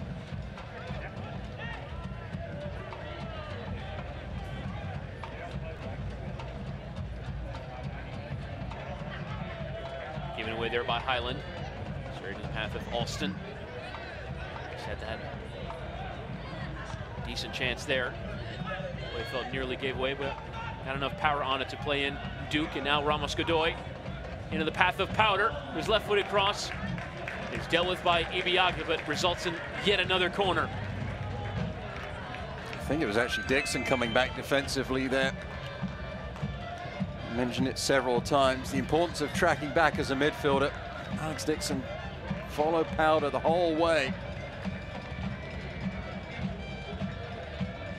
Big ones have certainly gotten their money's worth this evening. It is another corner as it's attempted there by Cronali. Coming off an OKC defender will come out here for Quinn. Outside of the boot towards goal. And Byers had a read on it. Tries to get it started quickly, but not too many options for Marco Bustos. We'll leave it for Highland, who's forced to get it away. Chaplow heading into the path of Quinn. Settles nicely there for Ross. And Bustos. Was recently on loan in the Mexican 2nd Division. Tries to play it towards John, but dealt with there by Alex Cronali. Lovely scoop pass. Cronali did really well to just turn and get goal side of John. Head it back to the goalkeeper.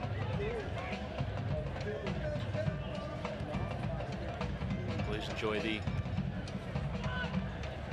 percussion section here at Orange County. Some modern hits. I'll take your word for that. A little Beyonce there. Didn't recognize that, Matt? I recognize the old ones. Sometimes. Jap low to the path of Powder. He's got some space to cut in. He carries on his way. We'll leave it for Quinn. Into the path of Enevoldsen, who didn't quite get his run going. Tried to slide out to cast it under his spell, but just runs to the goalkeeper Byers. It does look like Enevoldsen's moved further up the pitch after Seaton stepped off following his injury. Godoy has moved out towards the left flank a little bit more. Bustos going barreling into Quinn, but play on, says referee Radford. Into the path of Dixon. The flag stays down. Alex Dixon gives Oklahoma City Energy the lead. Once again, the visitors in front. They desperately need 3 points. And for now, they at least have the lead. Orange County 1, Oklahoma City Energy 2. A leaping celebration as this goes in from Steve Cook. It's all about 1-2 from Bustos. Another scooped pass forwards from the number 22. Outside of the boot this time. Alex Dixon manages to stay on side. Commits the goalkeeper. Calmly passes it into the back of the net with the left peg.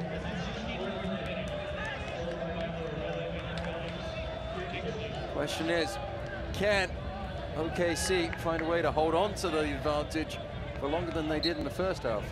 You have to say these next 5 minutes are massive, and Steve Cook probably debating a change here, something just to establish a new shape and a new disposition. It's great to see Steve Cook on the sideline as the ball went in. I was noticing him prancing down, fist pumping, leaping. And here's Orange County trying to find that response. Jones's shot on the way through came off of Ramos Godoy, out for a goal kick.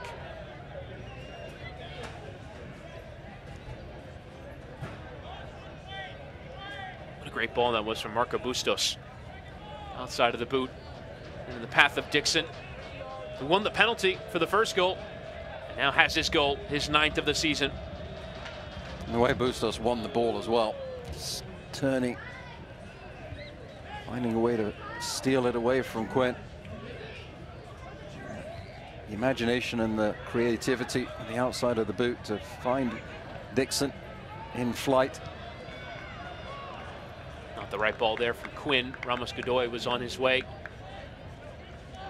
Just done better to take a touch there, Quinn. Plenty of space. Trying to catch OKC out. As you said, these next few minutes absolutely huge for Oklahoma City Energy.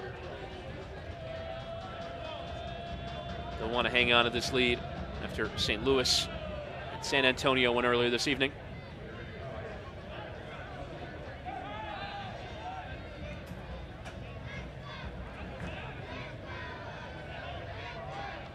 Here's Crognale. And now Duke.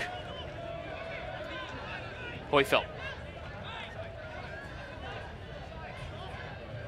Now Orange County will look to find the response, but without their striker, Michael Seaton, going out. And our Hogue Orthopedic Institute injury report did not have anyone on it. But Braden Cloutier in this one having to deal with the issue of Seaton now out. Ramos Godoy in, and you would certainly hope that this isn't any long-term injury after Seaton awkwardly landed on that shoulder. As Quinn will hit the cross first time, and Evoldsen chesting it down for Ramos Godoy. Trying to find the right option. Leaves it for Quinn, carries on his way. The ball's towards that back post, but no runners. And even still, Callum Ross putting the ball out of play for a corner. Facing a goal, you don't want to make any mistake. Callum Ross just making the decision to clear the danger.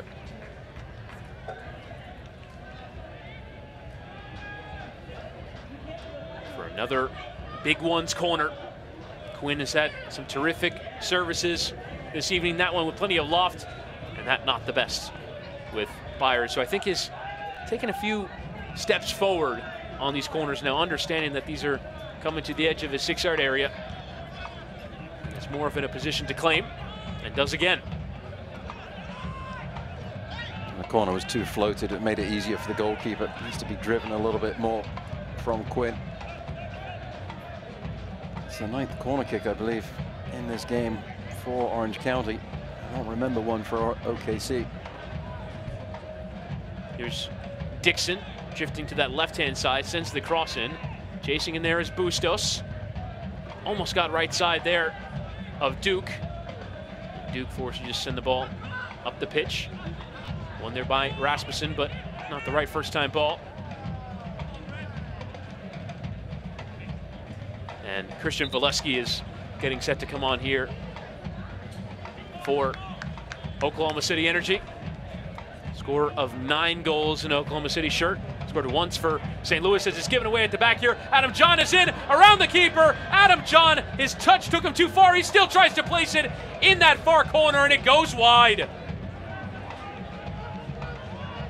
Andre Rolls, very fortunate that that didn't result in a third, and perhaps the game clincher for Oklahoma City.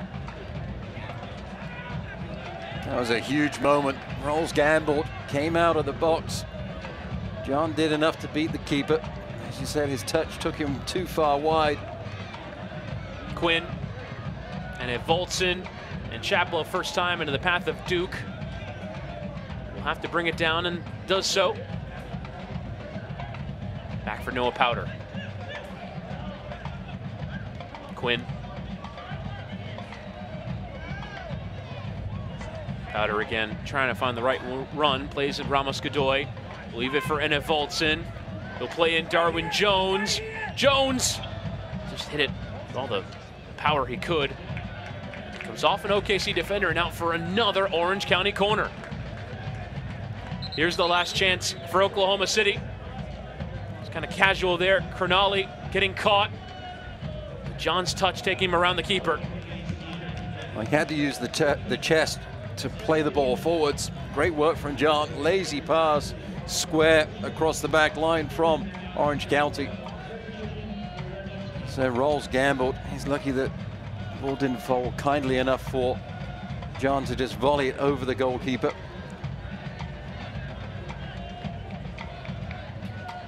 And it is Bustos who will make way for Oklahoma City, and it's Christian Valesky who will come on. Interesting attack-minded change. 20 minutes to play, have a lead. Not electing to throw on another defender. But it is another corner brought to you by the big ones. Quinn to deliver. This one towards that near post. Powerful header away there from Kyle Highland. Good defensive header at the near post.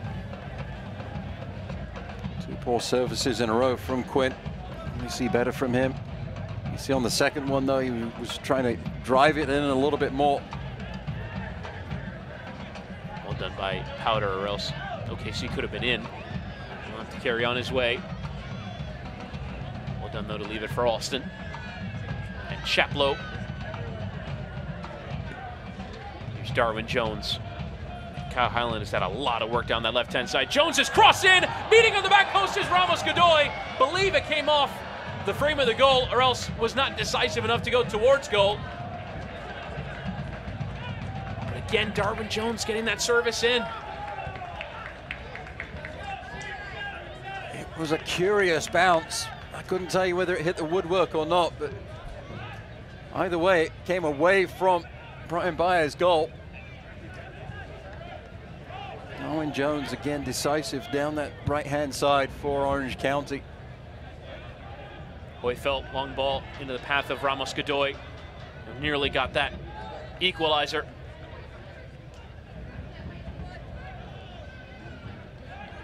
Almost fulfilled his role as super sub there for a moment.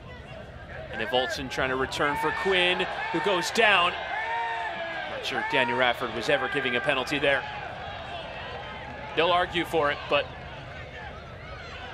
you can't say that's a penalty in live time. As we take a look now at the chance for Ramos Godoy. Chaplow just plays the ball out to Jones. Again, he puts his head down. A little shimmy, a little shake. drives the ball across and hits the underside of the crossbar. Godoy at full stretch. The outside of the right foot, turned it towards the goal. I'm still not sure if it's a crossbar or the post. I think it was the post. I go with my first statement. It doesn't matter. It went away from the goal. Godoy very unlucky. Orange County unlucky. Or rather, more importantly, it didn't go in. But still, a very good chance again coming from Darwin Jones. That depends whether you're an Orange County or an OKC fan. Chaplow. Slid into the path of Powder. It's a good ball from the Englishman. And the cross is sent in. Again, Highland there to deal with it. Now Jones. Last played his club football in Sweden, but he's had plenty of joy here for Orange County as Chaplow lofts it in. Going down there as Ramos Godoy was trying to get after the ball on that back post, and again, referee not interested. Chavez with the Mutombo finger. No, no, no. And it's Ramos Godoy going down. Here's one last look at that chance here earlier. It was the left-hand post, although it was close to the crossbar. It wasn't far away, as it is Chaplow who will come off, and Joe Miko returns, came off as a halftime sub last weekend, doesn't start tonight. I'm curious how that changes the shape. Could allow Powder or Alston license to go forward, and that is a change brought to you by Shire. As the ball is played in the path here of John, again rolls off his line. This time he deals with it. As Dixon has that ball fall nicely for him towards that byline, working against Amico, comes straight into the game and has some work to do as Rawls catches that cross. Wanting to go forwards quickly with it. Quinn says settle down. Let's let things clear a little bit. Certainly do not want to concede another goal at this point. Battling to find a way back into the match. It's Miko will come in at left back, Powder pushing forward. With a quarter of an hour left to play. Orange County on the verge of dropping points for a third consecutive match. I like this change for Orange County. It gives them a little bit more natural width on this left side. Powder's been trying to get forward from his left fullback position. As Hoyfeld will send it long into the path of Jones. Byers now coming off his line. Some danger of him playing the ball with his hands outside of his area, but the referee just made sure of that. And it's claimed in the end by Brian Byers. Almost deja vu. Last game I did for Orange County, Andre Rawls got sent off because he handled the ball outside of the box. Badil, nice 1-2 work by Dixon. Been one of the standout performers of this one. Gives away. Duke and Enna Voltson sends Darwin Jones on his way. Kyle Highland had to stand up to this test and might have to again. Here's Quinn. Enna Voltson allowing it to run to Powder. Here is the Dane. Second in the USL scoring charts with 16. Carries with his run into the penalty area. Now Powder.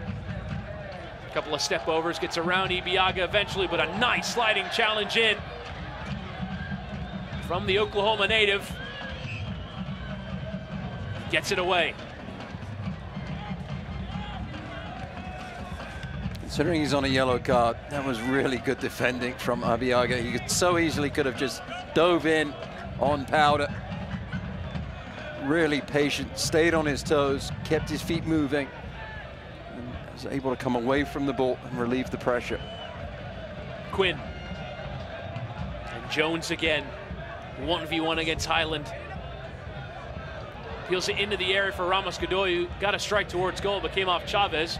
Ramos Godoy able to win it back. Will come here to Powder, who will strike first time, and always got to cross it. The slicing effort. We'll take a look first here. Powder with the defensive effort. Rather, Ibiaga on Powder. Here's the slide tackle. Well done. Just look at the positioning of Arriaga on his toes. Body weight forwards, wide base of support, able to change direction and concentrating on the ball. The ball does not have legs. It won't go anywhere unless it's kicked. Watch the ball. Don't watch the hips and the feet of the player that you're defending. It was patient work from Arriaga and timed the slide to perfection. Quinn off the ricochet, wins it for Orange County. And now Alston and Jones. My goodness, Kyle Highland has had work to do. And it vaults it into the path here of Ramos Godoy. It's a bit too far towards that byline. Does manage to keep it in play and wins the throw. Amico. Someone from the Orange County side of things was asking for advantage. The punch is away from Byers. Will fall for Jones. His left-footed shot. Not quite what he was looking for. Might be the only thing that didn't come off the way he planned it for Jones tonight. He's played really well. Another substitution coming for the visitors. It's John Brown, the Welshman, who will come on for Alex Dixon. Certainly earns his respite, his performance this evening. He has put in a shift. Won a penalty, scored the second for OKC.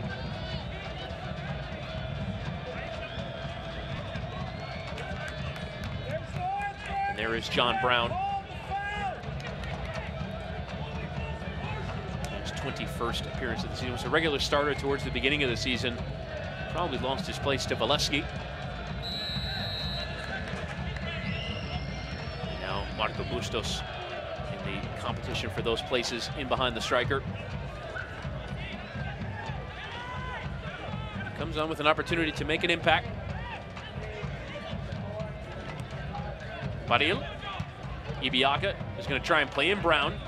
Here's an opportunity for John Brown to send the cross in. It's low, and free here in the area is Valesky, who strikes. It comes off Cronali and goes wide. It will be a corner. Last ditch defending there from Cronali. Thumbs up from Valesky. Appreciating the work from Brown. Newly stepped onto the pitch. Puts his head down, looks up, measures the cross. The touch gets away from Valesky just a little bit. That's what allowed Cronali to get down and block the shot. Fortunately for Orange County, it went wide for the corner kick. And he'd have to be pleased the amount of space he found himself in. As here is the corner towards the edge of the 6 area. Ross with the header. And it just goes wide. A free header for Callum Ross that could have maybe sealed it for Oklahoma City. Flashing header. Thought that was in the back of the net until it hit the net behind the net. It's a wonderful opportunity for Ross. You'd be wondering how he didn't put that one on target. Orange County living a bit on the edge. They're certainly the ones with the impetus to draw this one level, but Oklahoma City with a few near misses could have given them that third. Ibiaga winning in the air. Ramos Godoy was underneath him, and the foul is eventually given against him. Braden Cloutier saw his rage on the sideline, but I wonder if that's just about the right decision from Daniel Radford. He's had plenty of them to make, as here's the last change. Richard Dixon still has, I believe, his vest on that the substitutes are meant to wear. I'm not sure he realizes it. He might play with it on. Almost looks like he's wearing a Boy Scout's handkerchief. It looks like it will be Baril who will make way.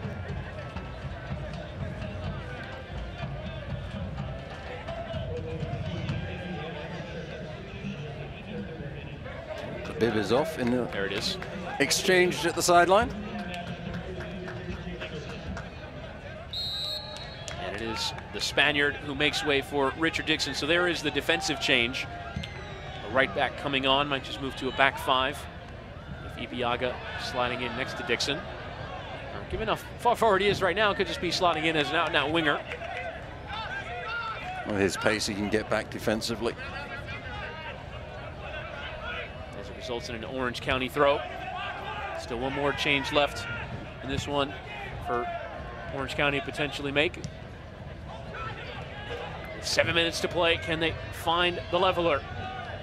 Jones. And Highland not allowing him to get all the way towards the edge of that penalty area. Just cuts out his run there. Fernali. No one in particular.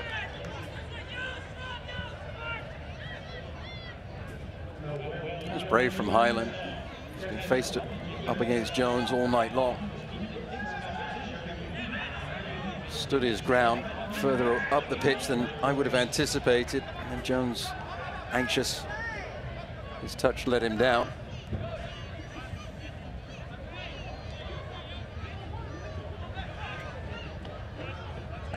Throw in for Ibiaga. He's had to make a few necessary challenges. I believe it's handball given there against Richard Dixon.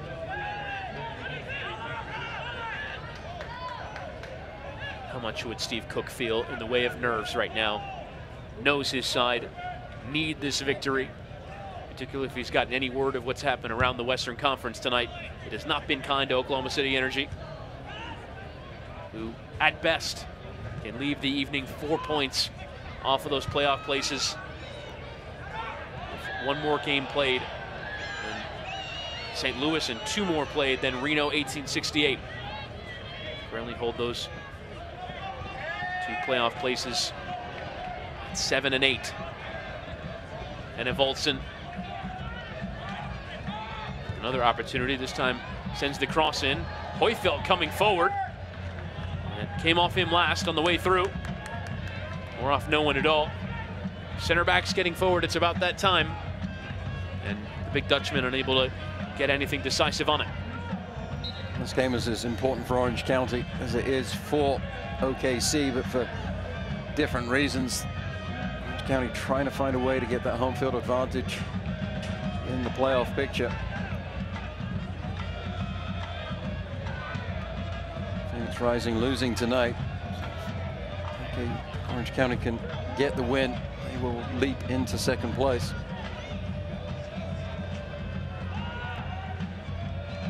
As we get nearer and nearer the playoffs, you wouldn't want to be playing your worst football of the year, as Orange County risks doing if this result holds. The 1 point from 9 against 3 teams below the playoff line right now in the Western Conference. Free kick, Oklahoma City. Valesky. It's interesting that Hoyveld's gone forward. And Cloutier has not gone to his bench. Likes the 11 that he has on the pitch at the moment, taking the risk of moving a player up from the back line.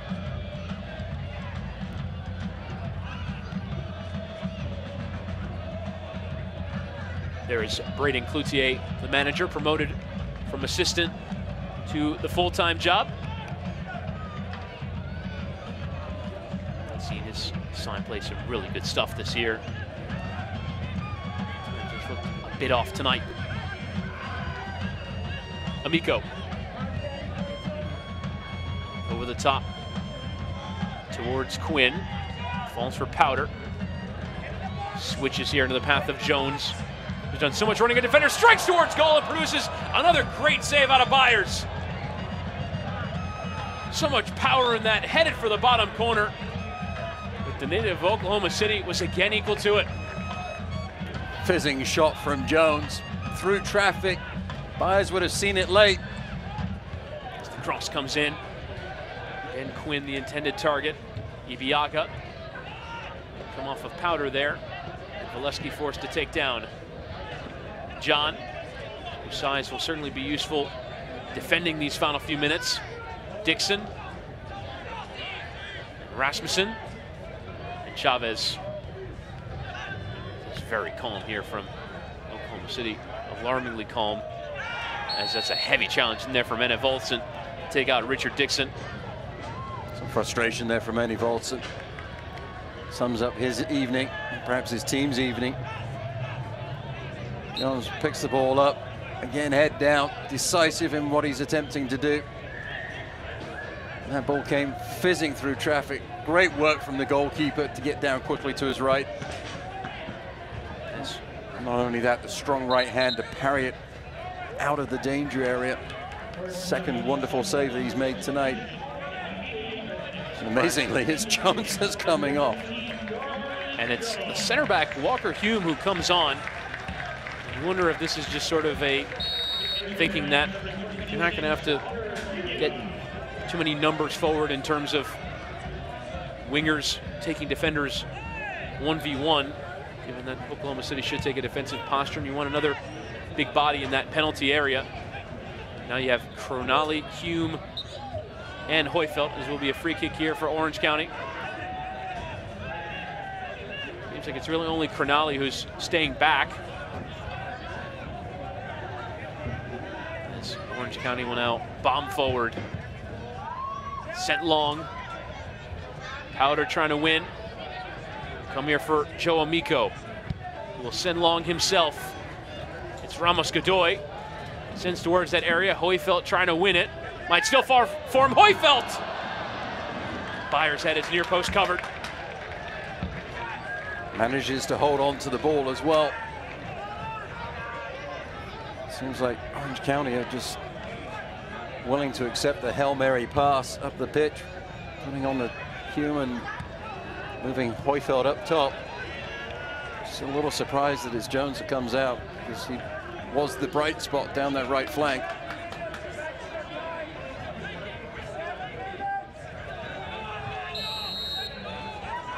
As there will be a throw in here for Oklahoma City. I believe there's a supporter that's asking for 7 minutes to be added on. There will be some significant time, because Seaton had that injury time. We had the substitutions, but I don't think we'll get to 7 minutes. Opportunity on here for Orange County. The substitute Ramos Godoy cutting it onto his left. Ramos Godoy strikes and comes off at Chavez. Now for the corner. It's another one brought to you by the big ones.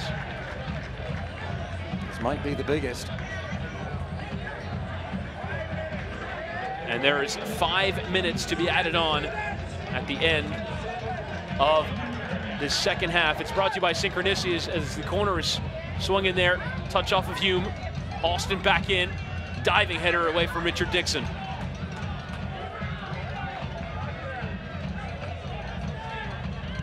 It's Orange County's 10th corner of the match. As the ball is away.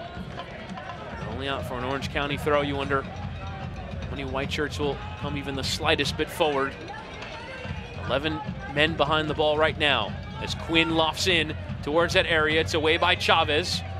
And now John Brown and Richard Dixon just send it down that line. Brown trying to chase, but Amico's got fresh legs too and wins it. Now, the center backs, such that they are, look like they're Duke and Alston. As Hume and Hoyfeld have bombed forward. Hume trying to win in the air. Duke. Hoyfeld trying to flick on for Quinn. Highland trying to clear, but slices across it. Now Quinn, the first time cross sent in. It's towards Hume. Dealt with there by John Brown. It's all about the hit and hope at the moment for Orange County, trying to find those tall targets. Hume and Hoyfeld.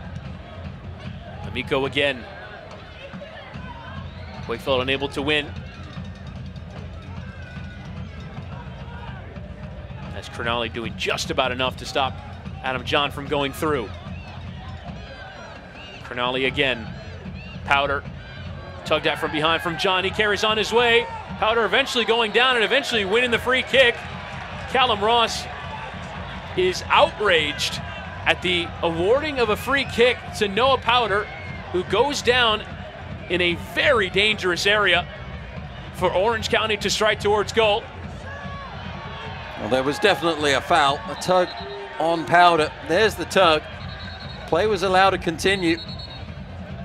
Callum Ross turned his back on Powder, and that's why he was enraged that the foul was called against Ross. I believe Orange County were threatening to take that free kick quickly, but Radford was never going to let that happen. I think that Powder may be a little fortunate that the free kick was awarded further forward than it should have been. And that's right there on the edge of the D. And now, in synchronicity, second half stoppage time. 3 black shirts over it. Powder, Quinn, and Ramos Godoy. Ramos Godoy leaves. And it'll be Powder! He scores! And brings back Orange County to level terms. For a second time, they've trailed, and for a second time, they're level. With 90 seconds left to play, it's Orange County 2, Oklahoma City Energy 2. Powder and Quinn were stood over this ball, but I knew it wasn't going to be Quinn striking it because he was shaping up with his right foot. The Powder was there with his left peg. Hands on hips. For the first time, Byers can't bring off the spectacular save. Orange County have hit the woodwork twice. Byers even got a fingertip to that, but couldn't keep it out. And you have to say, devastation for Oklahoma City Energy. Thought they had a win, we're about 2 minutes away from it, and now have conceded. Powder with his first goal of the season, if you can believe that, with the quality of that free kick. As Hume gets it clear, it's like Hoyfeld has stayed forward. And Enna Voltson nearly putting Chavez under a bit of pressure, and now Byers forced to get it away. It's only as far as Noah Powder, though, who takes it very well. Might there be time here for a winner for Ramos Godoy? We'll leave it for Aiden Quinn. He'll strike towards goal, and it's gone in! An equalizer and a winner in second half stoppage time for Orange County off the left boot of Aiden Quinn. Utter devastation for the visitors. Absolute delirium for the hosts, who've come back from 2-1 down to win this one by 3-2.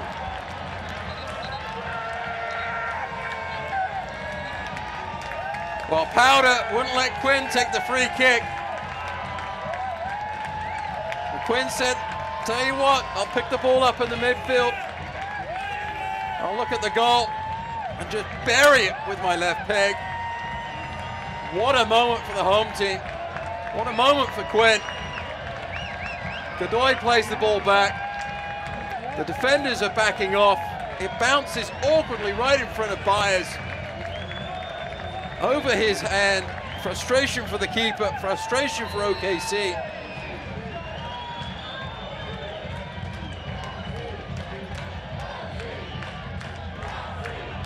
Now, might Oklahoma City have one last chance? It was a handball first. And that might just about do it. Aiden Quinn with a 7th goal of the season. He's got a goal and an assist tonight.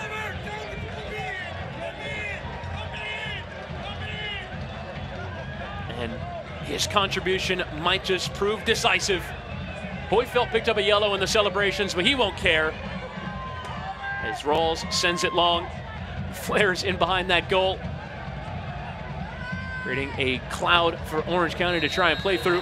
And that is the final whistle. Orange County looked like they were on their way to a 3rd game without a win.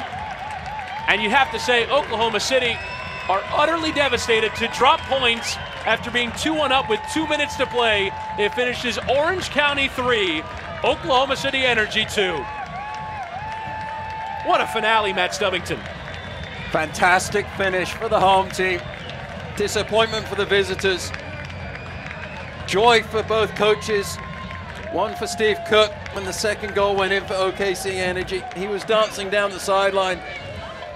And now disappointment for him as he takes his team away on the wrong end of a 3-2 decision. You see what it meant to Brendan Cloutier when the final whistle went with his celebration. A wry smile of enjoyment from Chaplow. as he was watching his head coach celebrate. And there is the goal that gave Orange County the equalizer, and there is the winner from Aiden Quinn, who gives Orange County the 3 points. It finishes Orange County 3, Oklahoma City 2. We're wrapping things up next.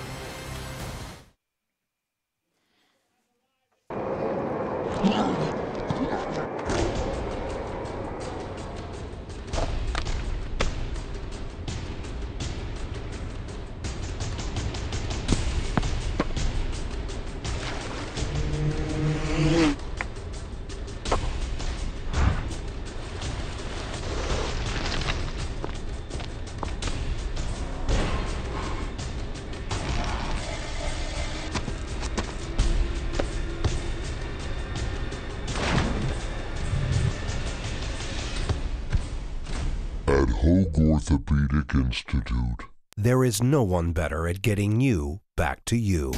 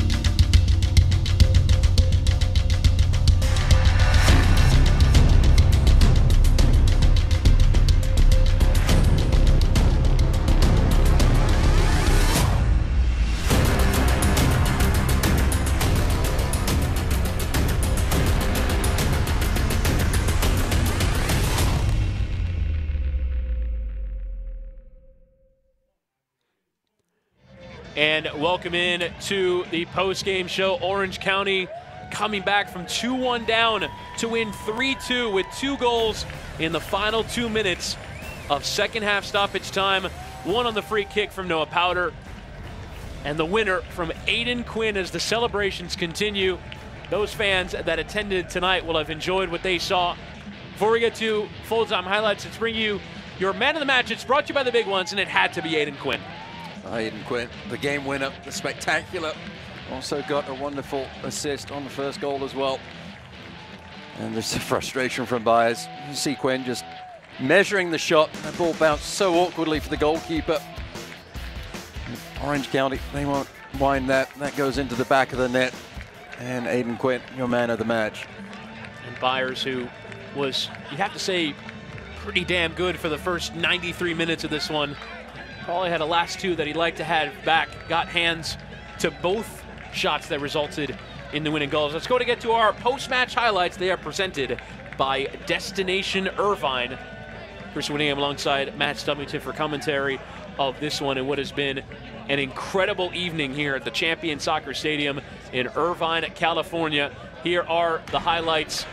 It would start first with a penalty won by Oklahoma City Energy, given away there by Hoyfeld. Alex Dixon doing well to win it. Oh, Hoyfield there, just wrong-footed by the change of speed from Alex Dixon. Getting into the penalty box was the player for OKC and did really well to win the penalty kick, which was finished with aplomb by Philip Rasmussen. And then the home team tied it up very quickly with a wonderful header from Seaton. The corner kick from Quinn doing what he does best. And the good bright spot on the right flank gave Highland all kinds of problems all night long. Did Darwin Jones, and this is a wonderful save, the first of 3 for Byers tonight. Aiden Quinn turned away at that moment. Great footwork from the keeper for OKC. And then you won't get credit for the save on this one. Seaton right at the beginning of the second half. Byers coming out, forcing the issue onto the left hand upright. And then great work here from Marco Bustos to keep the ball alive and then chips it forwards. Dixon stays on side, hesitates, wrong foots the goalkeeper, rolls, puts it into the back of the net. And at that moment, head coach Steve Cook is dancing down the sideline in delight as his team takes a 2-1 advantage at that moment. Look at the skill from Bustos, outside of the left foot, and patience in attack from Dixon. Well taken there by Alex Dixon. They thought that would be the winner. Orange County desperate to try and regain the lead and nearly gave away multiple goals. Here would be the first chance. Adam John around the keeper but unable to place it. And you know Steve Cook will watch this one and rue the missed opportunity for his striker. Just the touch with the chest took John just too far away from Rolls. It was great work defensively from the number 9. Here'd be the chance for Valesky. This was a good chance from Valesky. Had to take that touch on the ball. Was away from him a little bit. Great work from Cronali to get down and deflect that one out. And then this was the free kick that tied it up. Powder won the free kick himself. Didn't let Quinn take it. Quinn normally does. And didn't want to have his number 14 have a go at it. He put it into the back of the net. So Quinn, not a minute later, said, well, you won't let me take the free kick. I'll take the shot to win it. And there deflected on the way through. Either way, it bounced right in front of the goalkeeper, and he couldn't handle it. Byers disappointed, and so are OKC. Absolutely crestfallen, you have to say, after dropping points. Leading 2-1 into stoppage time, you lose the match as Orange County take 22 shots. They had almost all the ball for the last 15 minutes, and eventually were able to break through. And credit to them. Brandon Cloutier, through caution to the wind, brought on moved Hoyfield up and then brought the other central defender Hume on and just sent those 2 forwards as targets, and that wrong-footed OKC a little bit, and OKC started defending a little bit more deeply and inviting that pressure, and Orange County were in the end able to make that pressure pay. 6 shots on target. The Orange County threw all their center backs forward to try and change things, and it wasn't even them that really necessarily created the chances. It was a free kick, and then Aiden Quinn striking from a long way out. How frustrated would Brian Byers be conceding those goals? It'll be very frustrating because they were conceded late. You can't fault the goalkeeper. He had a very good game.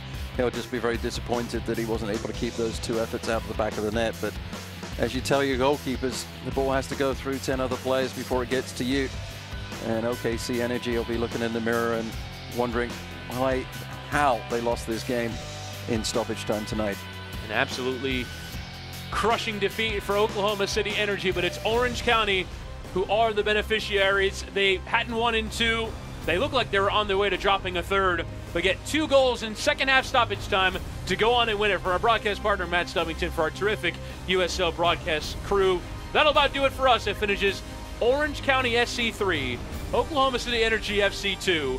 An absolutely crushing defeat for OKC. A terrific set of 3 points for Orange County. After a thrilling evening, I'm Chris Whittingham, signing off.